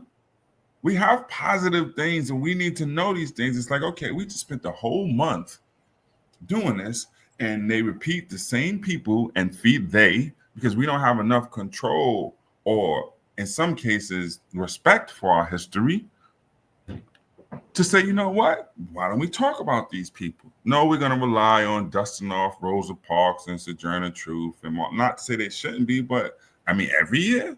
We ain't had nobody else. Well, we had people who had black music companies, not Puffy or whoever, but foundational, right? Black movie companies. We had a black car company. We have all these things. So yes, the story was crazy. We're up against odds. Like I said, remember I said logic? That intersection is some way we could take. Mm-hmm. You know what I'm saying? We could go down one road for about 100 miles, another about 100. At some point, though, there's an intersection. So here we go. We have Oscar Michaud doing those things, and people can look up Gotham Addicts and see all the stuff they did. So in the midst of the Coon song era, you have this label putting out Bandana Land and all this other stuff, which leads to them doing the music for the Broadway plays. When you have coming out of that, and I'll leave it with this one. Now you have plays. Now you're on Broadway after what do you call it? The African Grove in the 1821. Now 1903, you on Broadway. Anybody know that the first big one was called In Dahomey? And it was a Negro musical comedy. The first full-length musical written and played by blacks to be performed at a major Broadway house. And to make it even crazier and to wrap it up nice and logic, what was it about? It was written by Jesse A. Shipp as a satire on the American Colonization Society's Back to Africa movement of the earlier 19th century. Bring it full circle. Wow. They was talking about going back to Africa way back then. And that's what the play was about. There you go. But so now you got it where they was telling them actually to go back to Africa when you built your theater in 1821. Remember that. This was on Broadway. This was on Mercer Street, was right behind Broadway, right? So that was 1821 when they was literally telling you, yo, it's boats really down there, take your ass to Africa, take you behind Africa. So now when you get on Broadway, the major Broadway that becomes in the 1900s, guess what you do? The same damn thing, but we got to know our history. Otherwise, this wouldn't make sense. If we came across this and saw they did a play, okay, what's the American colonization? Well, back to Africa, that must be Marcus Garvey. If we don't know the history of Liberia at that time and what was going on with the ACS, this won't make as much sense as it should.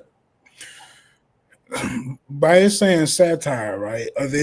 Are they like accepting, or they like embracing the idea of going back to Africa, or okay. They become schemes. How you might not be of a certain age. When you get a chance, I'm 37. Yeah, you might, because then it depends on what you watch.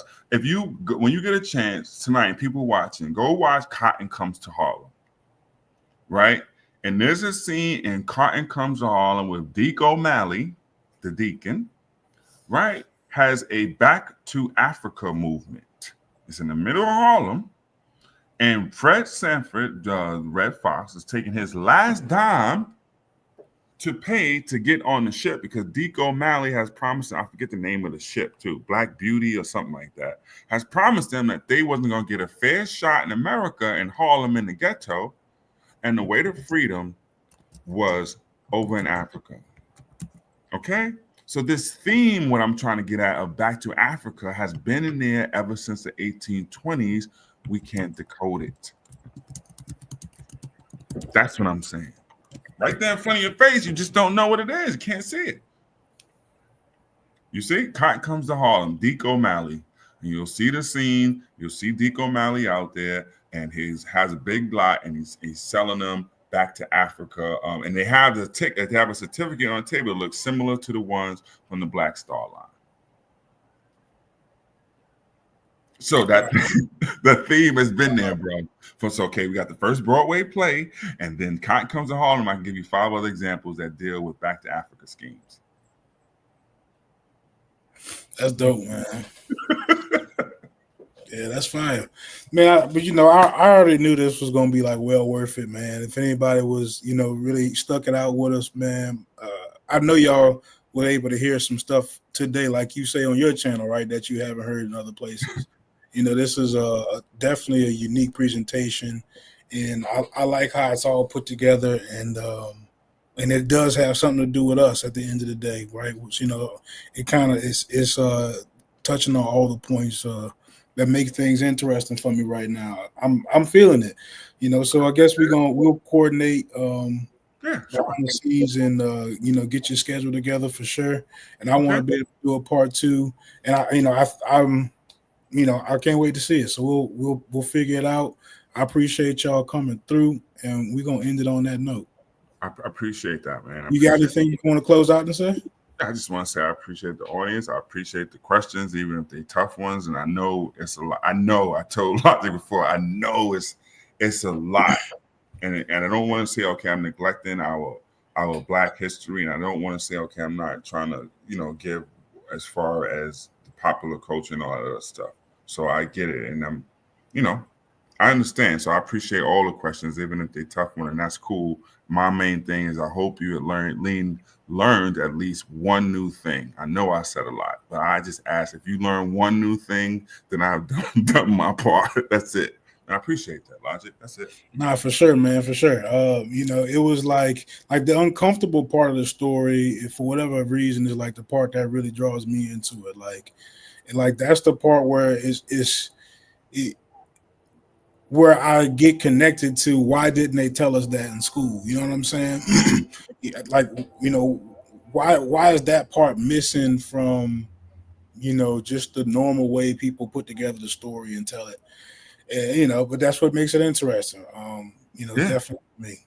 So if y'all hanging out there, man, press that like button. I really appreciate it, man. I'm thinking about doing an after show. If anybody might want to, come on That way I don't have to tie Truthstorian up, and I could just make another stream. Maybe someone will come up here and talk about it for a little while. I might be open to it.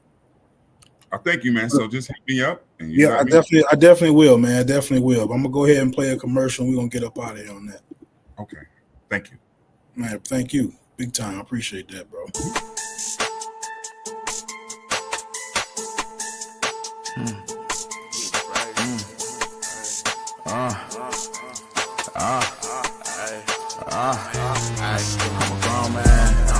I'm a grown man. Better nigga wanna be a real nigga like me. Can't be like me. I'm a crazy ass nigga, no controlling shit. What you saying to me, no controlling this beat. Crazy to me how you claim to be. What you don't understand, I'm a G. What you don't understand, I'm a beast. Let me know if you can talk like me. Swag guy with a pipe full of cash on me. That's why I always got a sag on me. Make a bitch pop a tag on me. Put the dick down good, get the gas on me. I'm a grown man. Grown man. Grown man. Grown man.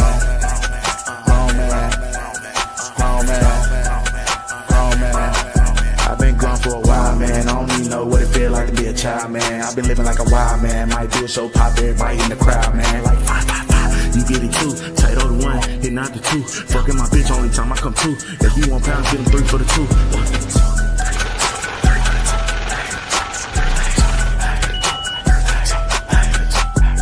Got a whole lot of this, got a whole lot of that. These niggas, they want my spot. I'm perfect. I've been so fucked up at everything I do is purpose. Niggas out there flexing with no money, what's your purpose? I've been so fucked up at everything I do is worth it. Been so fucked up at everything I do is worth it. I'm a grown man. Better nigga wanna be a real nigga like me. Can't be like me, I'm a crazy ass nigga, no controlling shit. What you saying to me, no controlling this beat. Crazy. Try media. Hey, try media. It's DQ, baby. Try media. Check. Try media innovations, we got them wait. What? Took a little minute, was patient, but now we take it. Anytime we want this game, my situation is entertainment intertwined with information. Alchemist soul, how we move the tassel and roll. It's amazing how we can turn something brass to gold. And we steady making hits. Architect with the prop in the scripts. It's logical that the product will flip. My boy Chef did the lineup, I'm fresh in the bitch. Carnivorous podcast, the newest show on the list. DQ on the boat, so I'm rocking the ship. So all the music gon' be dope and the artist legit. Hold my beard, concrete cord, then stepped in the door. See, that's my man and he reppin' for show. And true saviors, a player with flavor. Lexicon Taylor, lines on point like a laser. We need that paper, we building the vault. Cause you niggas don't listen, y'all be waiting to talk. Lack accountability and try to make it our fault. But opposing us is trying to arm wrestle the hawk. You coming up short on your re-up, nigga we up. Really wouldn't want to be up. I kick my feet up.